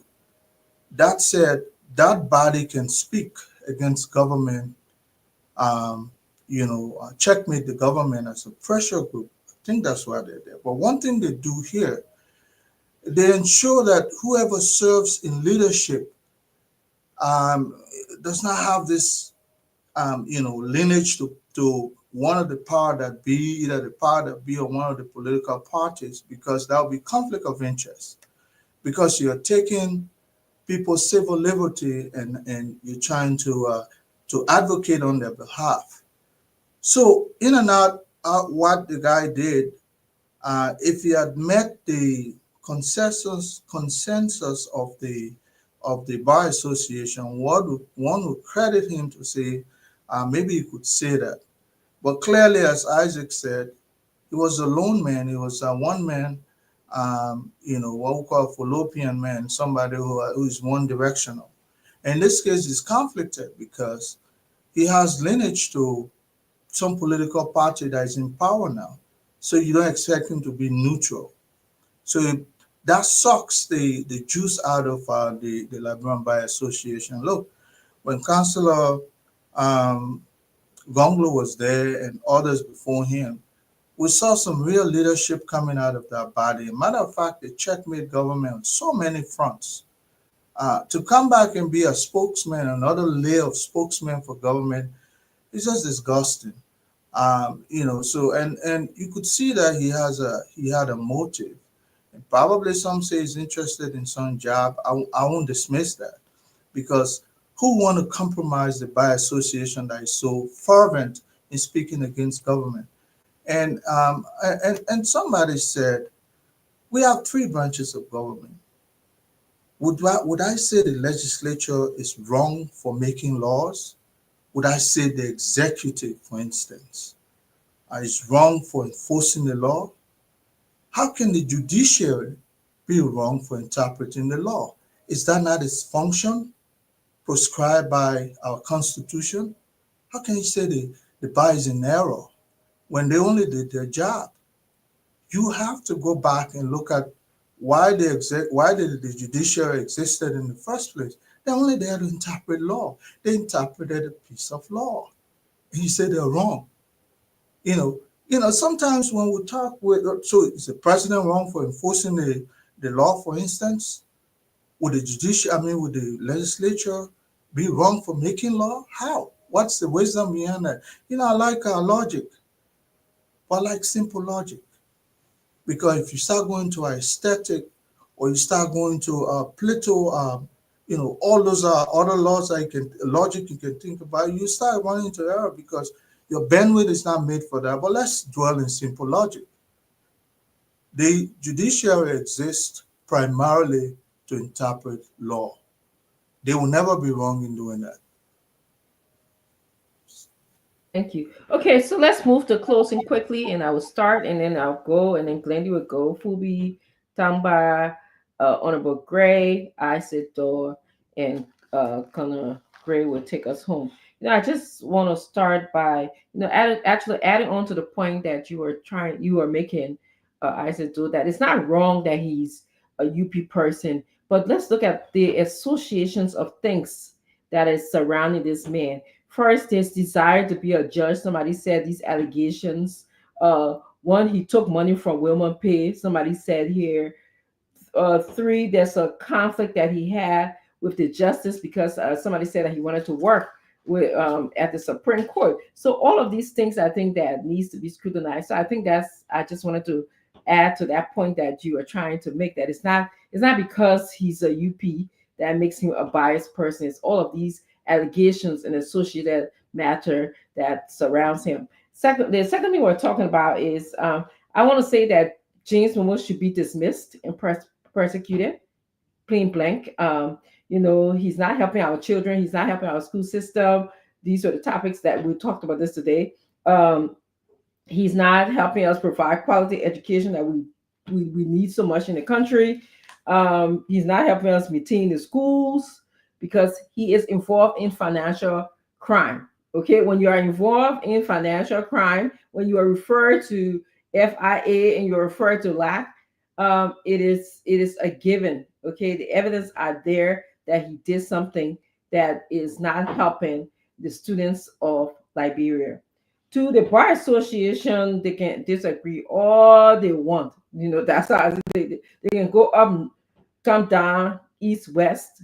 The Supreme Court already spoke. They said that we should have a quorum, and that quorum has to be led by a speaker, and that speaker has to be, at this point, they recognize for Article 5 to be the speaker. So the bar can go up. I mean, they can do whatever they want to do.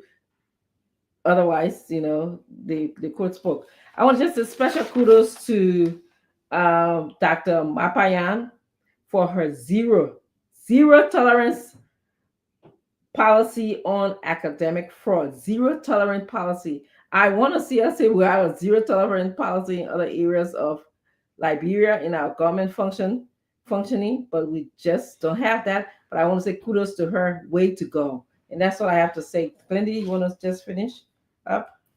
So it was a great show. Thanks to everybody who has watched. Thank you, Doc, for us always having the opportunity to be able to participate on the issues of Liberia. I think today is very monumental that we now have a University of Liberia president who can come out and say what you've done is wrong and you need to be prosecuted. For so long, we've looked for some of these things and have not been able to see it. The courage that she has to do this, and not only do this as president, but also do it as a stranger, I would like to say, coming and daring the forces that may be, that what you've done. And then I have to add that she's a woman. That you gotta add that she's able to do that. So we want to say kudos to her, but we hope that President Boyka will learn from what Dr. Mapayan has done. And that when all of these people that they're engaged in these corrupt acts, they're not being investigated. Some people have been, when they suspend them, we just assume that's it for them. He should be bold, he should be straightforward, he should be able to do this. So we want to, and he should set an example on the wall. And the thing about it is sometimes people were not embarrassed. I would be embarrassed.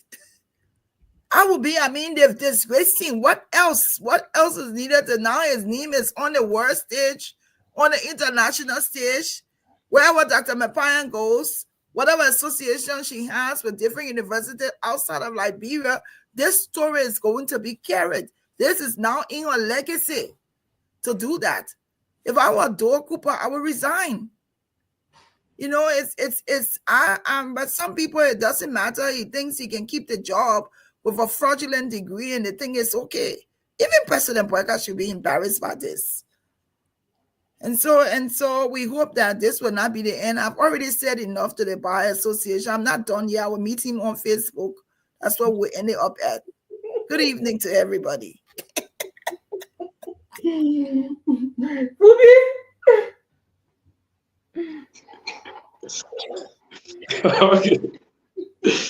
So on the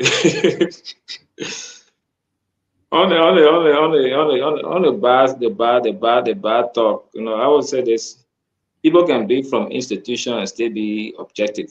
I was part of the opposition 2019 when the opposition said they wanted to stage the We Are Step Down campaign. I opposed that to the letter. When a lot of my partisans were vexed with me, I told them it's about the interest of Liberia. I don't care about your feelings. And I stand for Liberia or anything. Liberia first is something that I believe in strongly. So it's the same with the Supreme Court ruling. The Supreme Court is in error. We got to all admit that the Supreme Court is in error, whether we like it or not, the highway. The Supreme Court, the executive cannot enforce action against the legislature. You go up, you count down. My man Gray, but he politician, so I understand his stance. But he knows fully well when he was there, when the Supreme Court wrote them, they wrote the Supreme Court back into the Supreme Court to stay out of their matter. And he also said he would not bow down to stay order because he understood exactly the legislative protocol and how to deal with the separation of power. And they started all of these articles in our letter to the Supreme Court. There are limitations, there are restrictions on what the Supreme Court can do. The Supreme Court being the final arbiter of the law, that's not everything the Supreme Court can handle. For example, impeachment. The Supreme Court cannot overturn impeachment. You can go and sit down and talk about procedure, but they cannot overturn impeachment. That is solely vested into the hands of the senators. When they vote, that's it, whether for removal or to nullify it. So we should all look at some of those things. Councilor Verdier came here also and said the Supreme Court should not look at our case. The only why now, question. But everybody, those that didn't buy his idea, got vexed with him and criticized him. So now that the buy is saying it, so it makes no difference about the timing. So Councilor Gonglo is our opposition. You don't expect him to preach and side with the government. All the different lawyers you see, all the lawyers get a political side. Our chairman of the last time, ANC, is a politician. He will put a point. Councilor Lafayette Bigu is a politician also. Everybody got a political side. So we all take side based on how we feel and how we see it. So we should understand the politics. At the end of the day, the legislators will solve their problem the legislative way. The Supreme Court cannot resolve that problem at the legislature. They can do any kind of ruling they want. That problem will not be resolved until the majority decide which side they want. If the majority wants Kofa, Kofa will be speaker. If the majority wants Kun, Kun will be speaker. Nothing else anybody can. All we're doing here, we're just talking our own. But at the end of the day, it has to be solved at the legislature. And I want to commend the president of UL, who gave her all the support, as moral support. She's doing well, and that's in the right direction. We should shame people that will come up with academic fraud. We should encourage students to stay in line with the school rules and do their best. And, I don't support the violence on the campus. The protest action, I support protests, but it shouldn't lead to violence. You protest for a reason, you protest to call government attention, the whole government feet to fire. That's something that I support 100%. But when it gets to the point that it has to turn violent and bloody, that's something I don't support. And I've always cautioned my guys about that. A lot of my boys with soup, I always caution them and say, look, take time how you go about doing your stuff, but it's your own right. And on the issue of the Jean Momo issue, I think the president should take action and let him be suspended, go through the investigation. If it's clear, he can be reinstated. If it's not clear, he faces the full weight of the law. That's how we run a decent country. And the country has been down for a long time with corruption. So we need to start setting some of these strong examples. But it's a good show, and thank you. So, Sis Glennie, we look forward to seeing your argument on Facebook. Rest assured, I got this. Thank you. Tamba? Yeah, thank you, Dr. Richardson. It's really been a pleasure being on the show. And again, I didn't get a chance to say good evening and to all of our followers in Radio Land and those online. But whenever we come here to dissect social economic issues of Liberia, it is good to really, come to the debate putting Liberia first. Because look, when you are president of Liberia, you're not president for just one party. When you are Supreme Court of Liberia, you are Chief Justice, you are not, interpreting the law for one party or one bloc. And I still believe in Liberia. And there are 5 million people out there who still believe in Liberia, the ideal of the founding of Liberia. So when we come here, we should always be thinking, no matter which political parties we come from or whatever we've served in government before, and now we've seen the light, and now we want to take different position, which is great because a wise man changes. But we should always put Liberia first. The Liberian Bar Association statement today for me, maybe the timing was wrong. The Bar Association in any country, either United States or in Liberia, cannot directly challenge or overturn any court ruling, and they shouldn't interfere in court rulings. They are the guardians of the legal system. They are the workers. It's like, Santa and his minions. They should be supporting the legal system. They should be helping to promote and uphold the legal system. What the bar can do is, if there's they have the authority. If there's a complaint, if there's an ethical transgression, either against their lawyers, members of their profession, which include judges, they can investigate and they can take action or they can recommend action. That's the role of the Bar Association. There's a lot of other pro bono services that the bar could be offering the people of Liberia. We have thousands, if not, several thousands of young Liberians who are in prison across various prisons in Liberia. The bar can intervene. The bar can provide pro bono services for those people who can afford pro bono services. Do some education, legal awareness across the country. That's an area where the bar can be more useful. But the bar shouldn't be putting itself in a fight. This impasse between Speaker Kofa and Representative Richard Kuhn has brought this country almost at the brink.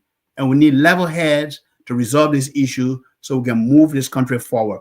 And it needs leadership, it requires leadership. And I hope that these two men can step forward to put this country first. And finally, the University of Liberia is applauded. I think, Dr. Mampayan's decision at the University of Liberia is applauded. But I think she should go beyond the dog cooper issue. She should go beyond not just 1 year. They should go back in time if they have the resources and the capacity. And this is not final. But finally, on the MCSS issue, it is my hope that the president will act and he will act quickly on this issue. And I still believe and I'm still hopeful that despite the time it's taking, the presidency is an institution. And President Joseph Numa-Boakai has taken strides. He suspended people for corruption. And he should do the same in the case of the MCSS case pending an investigation. And if people are found guilty of stealing the Liberian people money, they should be held to account, they should be prosecuted, and justice should be served. I want to thank you again, Dr. Richardson, and my fellow panelists for being on the show tonight. Thank you. Yeah. Are you getting me now? Yeah, okay. Let me start with the last subject matter. And I just wanted to correct Phoebe on a few things, just maybe one or two. At no point in time when I was the legislature that an action that I was involved in the court wrote and said stop, and we did not stop. No, it's not possible. Don't say that in the public. We are not joking here, we're talking serious thing. Okay? I raised concern, yes, about the court intervention. The court did not intervene because the guys refused to go to the court. Okay? There are different things you're talking about. The next thing here is that you said the court cannot overturn impeachment, but they can look at procedure. When the procedure is wrong, the court will send you back to do the right thing. And you have agreed. Part of the Supreme Court function is to look at procedure issues. So the Supreme Court is very clear on the procedure that led to the quote-unquote bogus removal of Fonati. They declared that unconstitutional, that the procedure they declared unconstitutional. That's why they declared unconstitutional. They say you should have done this, this is what the law says about this is what the law says about that. And we got to be real, okay? We got to be able to understand the political fire from these legal things. Because had the court not intervened, probably maybe people were going to put the executive mansion on fire. I remember Ellen Johnson said the time got out of fire, people got dismissed. Though it was they don't on the front of that electrical fault. But I think Dukley got dismissed because of that. There were claims and counterclaims that were being made. No, let me say this to you. People who argue separation of power, sometimes I wonder, what are the lawyers? Just feel the cat nothing when it comes to separation of power. That means certain power again, you get it. What is that separation of power? The court interpret the law. We read the law as lawmaker will make the law. The executive enforces the law. That separation of power there. Even with that, you are further cognizant that the executive, the president can issue executive order, that law. Do you know that? The opinion of the Supreme Court is final. That's the opinion of the Supreme Court. It became a precedent issue, it became law. In as much as the legislature can make laws. So for you to just jump on, you talk about separation of power, political question doctrine. That you go Google what they call political question doctrine, you will understand it. You're just passing around political question doctrine. So when a group of lawmakers jump out today and say, we want President Boya to be president,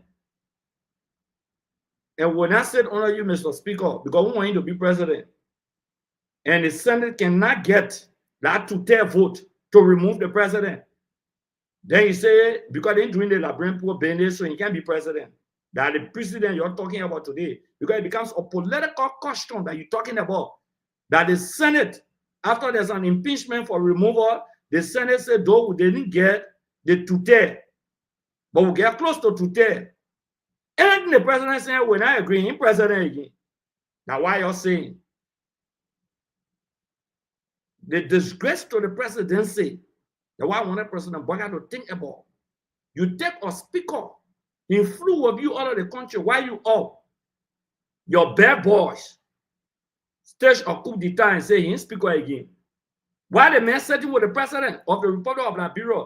Think about the president being abroad and there's a coup d'etat behind here. The president should put himself in the shoes. The president himself should put himself in our shoes. Mr. Green, wrap it up quick, yeah, Nelson.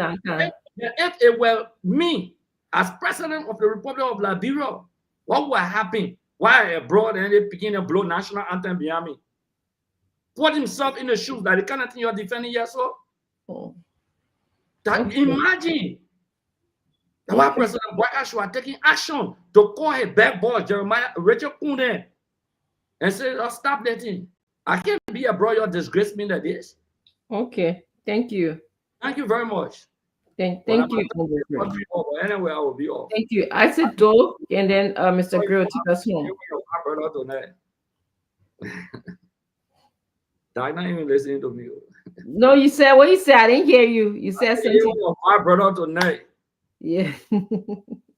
Yeah. Two ladies, now only a minute, it was for the family. Look at trouble. You jealous. Look at trouble. You that please, you that trouble business. I said, please go ahead. Well, thank you. And let me just connect from my senior partisan and senior brother Gray here from where he stopped at. You know, when the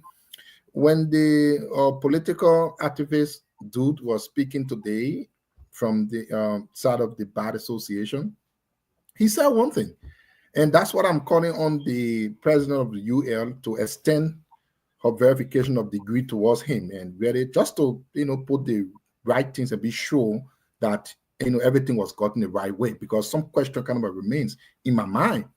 The man said the Supreme Court should not have taken a decision or ruled into the matter of the House of Representatives because that was a political issue on who becomes Speaker. But how can this man be president of Bar Association of Liberia? Those with the legal thinking, and probably doesn't know that who becomes Speaker is a political issue, but the processes by which the person becomes Speaker It's a legal issue. How does he know? Who becomes the president of Liberia? In general, this is talking about respect for the rule of law. Right. We're bringing out who becomes president of Liberia is a political issue. But the process by which is a legal one. You know the reason why George Weah is not president today? He is not president because of the legal issue of the Constitution.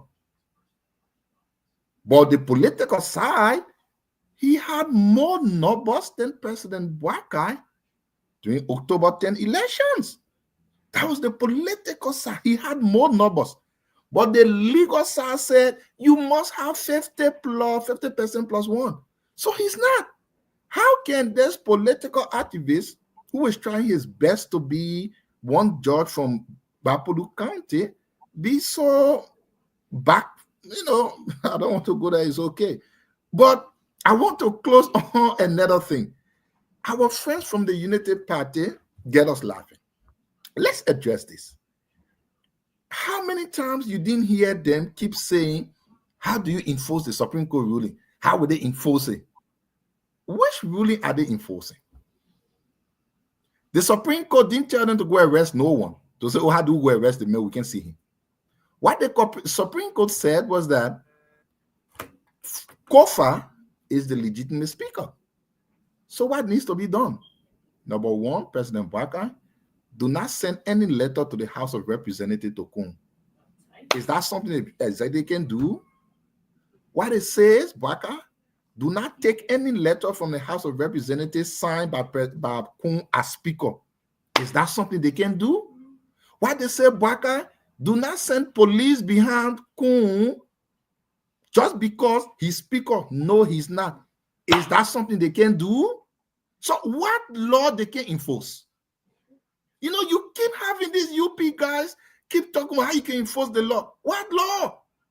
The people only say Kun is not speaker.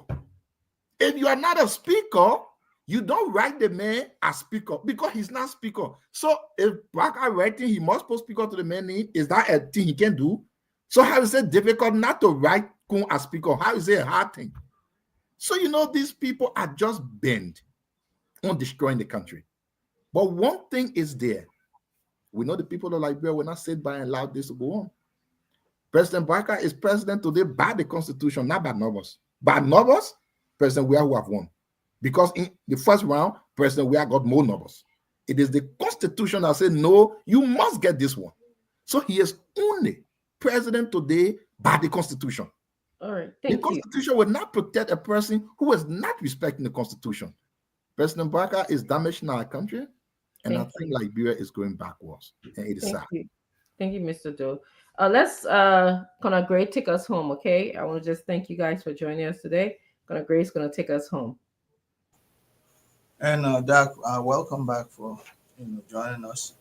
I'm waiting for the president to surprise me with dismissal and subsequent prosecution of the gentleman at MCSS.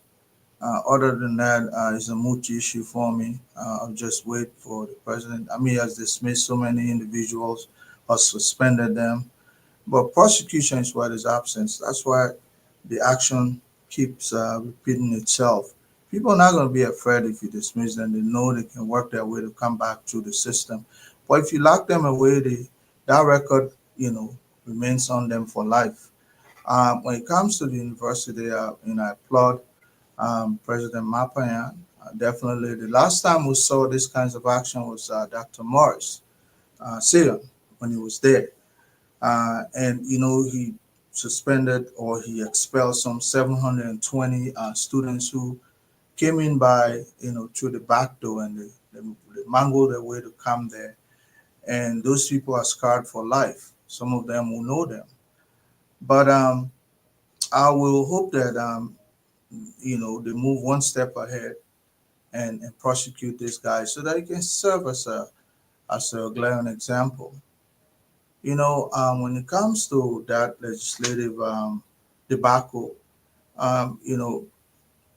when Fubi, for instance, gave a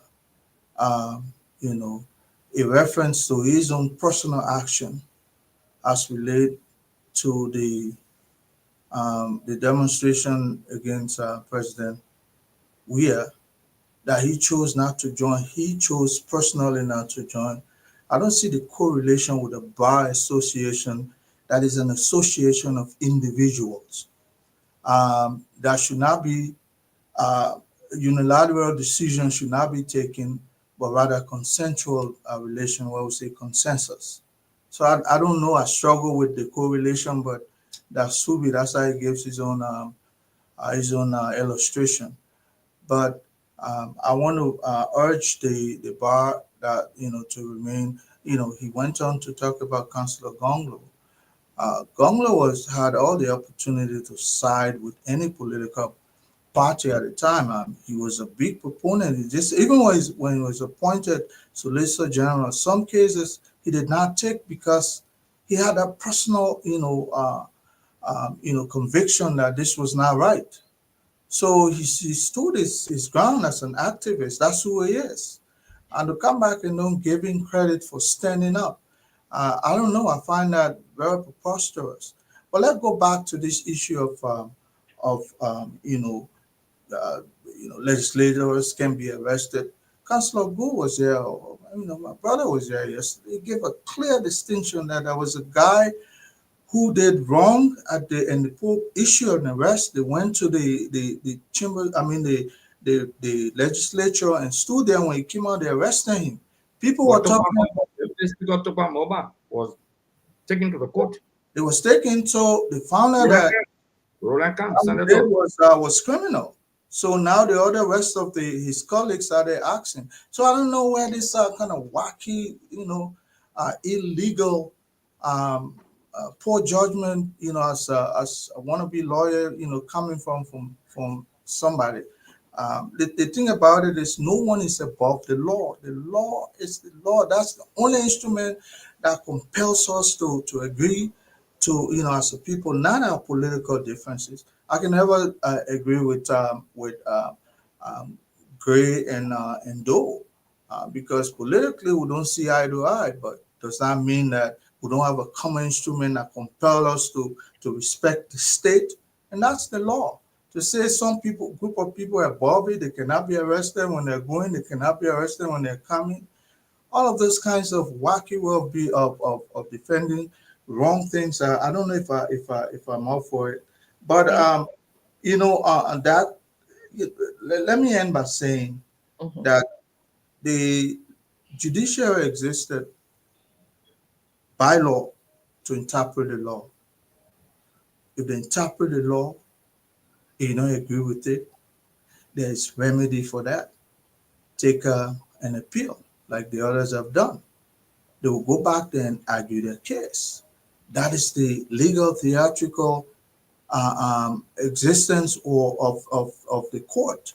You have to go, nothing is imposed on you, but pure jurisprudence. You go there, you argue. If it makes sense, you win your case. If it doesn't make sense, they affirm their decision earlier and knock the gavel down. That's the law. It becomes precedent, as Gray has said. So I don't know. We all have political side, but some of us are just too anxious. Thank you. Thank you, Gray. Well, before we go, there's two birthdays that I would like us to recognize. Lorena Honoré, who is the only female producer on this show, celebrated her birthday on Sunday. So we weren't here. I'd like for us to just say happy birthday to Lorena Honoré. And I also, yes, I also just checked in the chat room and saw that Vandela Patrick, who is not all year tonight, he's often here. His son Patrick Jr. turned 14 today. So please, let's say happy birthday to Patrick. Happy birthday. Look at you. All right. Happy birthday to our family members. Happy birthday. Yes. And so I see you guys tonight. Nelson, please take over. Good night. Good night. Good night. Good night. All right. Thank you, guys. Thank you. Yeah. Thank you, Dr. Richardson, and thanks to everyone. think it's been a great show. And to our folks, I want to say thanks to everyone for being on tonight. It's been a great one. I appreciate all of you for your participation, your engagements in the comment section. We appreciate the fact that you're here making your contribution to the national discourse. And thanks to our folks in Radio Land, many thanks to our partner radio stations who are always relaying the program. And of course, thanks to everyone. We look forward to being here tomorrow. Delvin Ping, thank you for being on. Helena Agagbi, thank you. Mara Moore, we appreciate you. Ruth Goba, thank you for being on tonight. Marie Johnson, we appreciate you. Thanks to all of our followers who have been here with us. Josh Morris Jr., Lincoln Morris, Per Kimball, thank you. Philip Bala, we appreciate you. My dear sister Shirley Snem. Yeah, you're saying happy pre-birthday to me. Oh yeah, the birthday is on Friday. Thank you, I appreciate. James Boakai Freeman, thank you for being on with us as well. Emmanuel Walker, we appreciate you. James Boakai. I see Lincoln Numa, thank you. Honorable Eli Dix, thank you as well. Eli Dix. We appreciate Natalie Weir for being on. Noosh Noosh, thank you as well. Jerry Dubley, thank you. Robert Newman, Stephen Sally, we appreciate you for being on tonight. Henry Siaka, thank you. And all of you for being on tonight. And we look forward to a great show tomorrow. Until then, have a good night. I'm Nelson Collet, and thanks to everyone for your contribution. Coming up next will be the late night show, the late night politics on Spoon. You can make up time to join us. Until then, have a good night and bye bye for now. Right in the South Bend, on the beach. On the floor to get your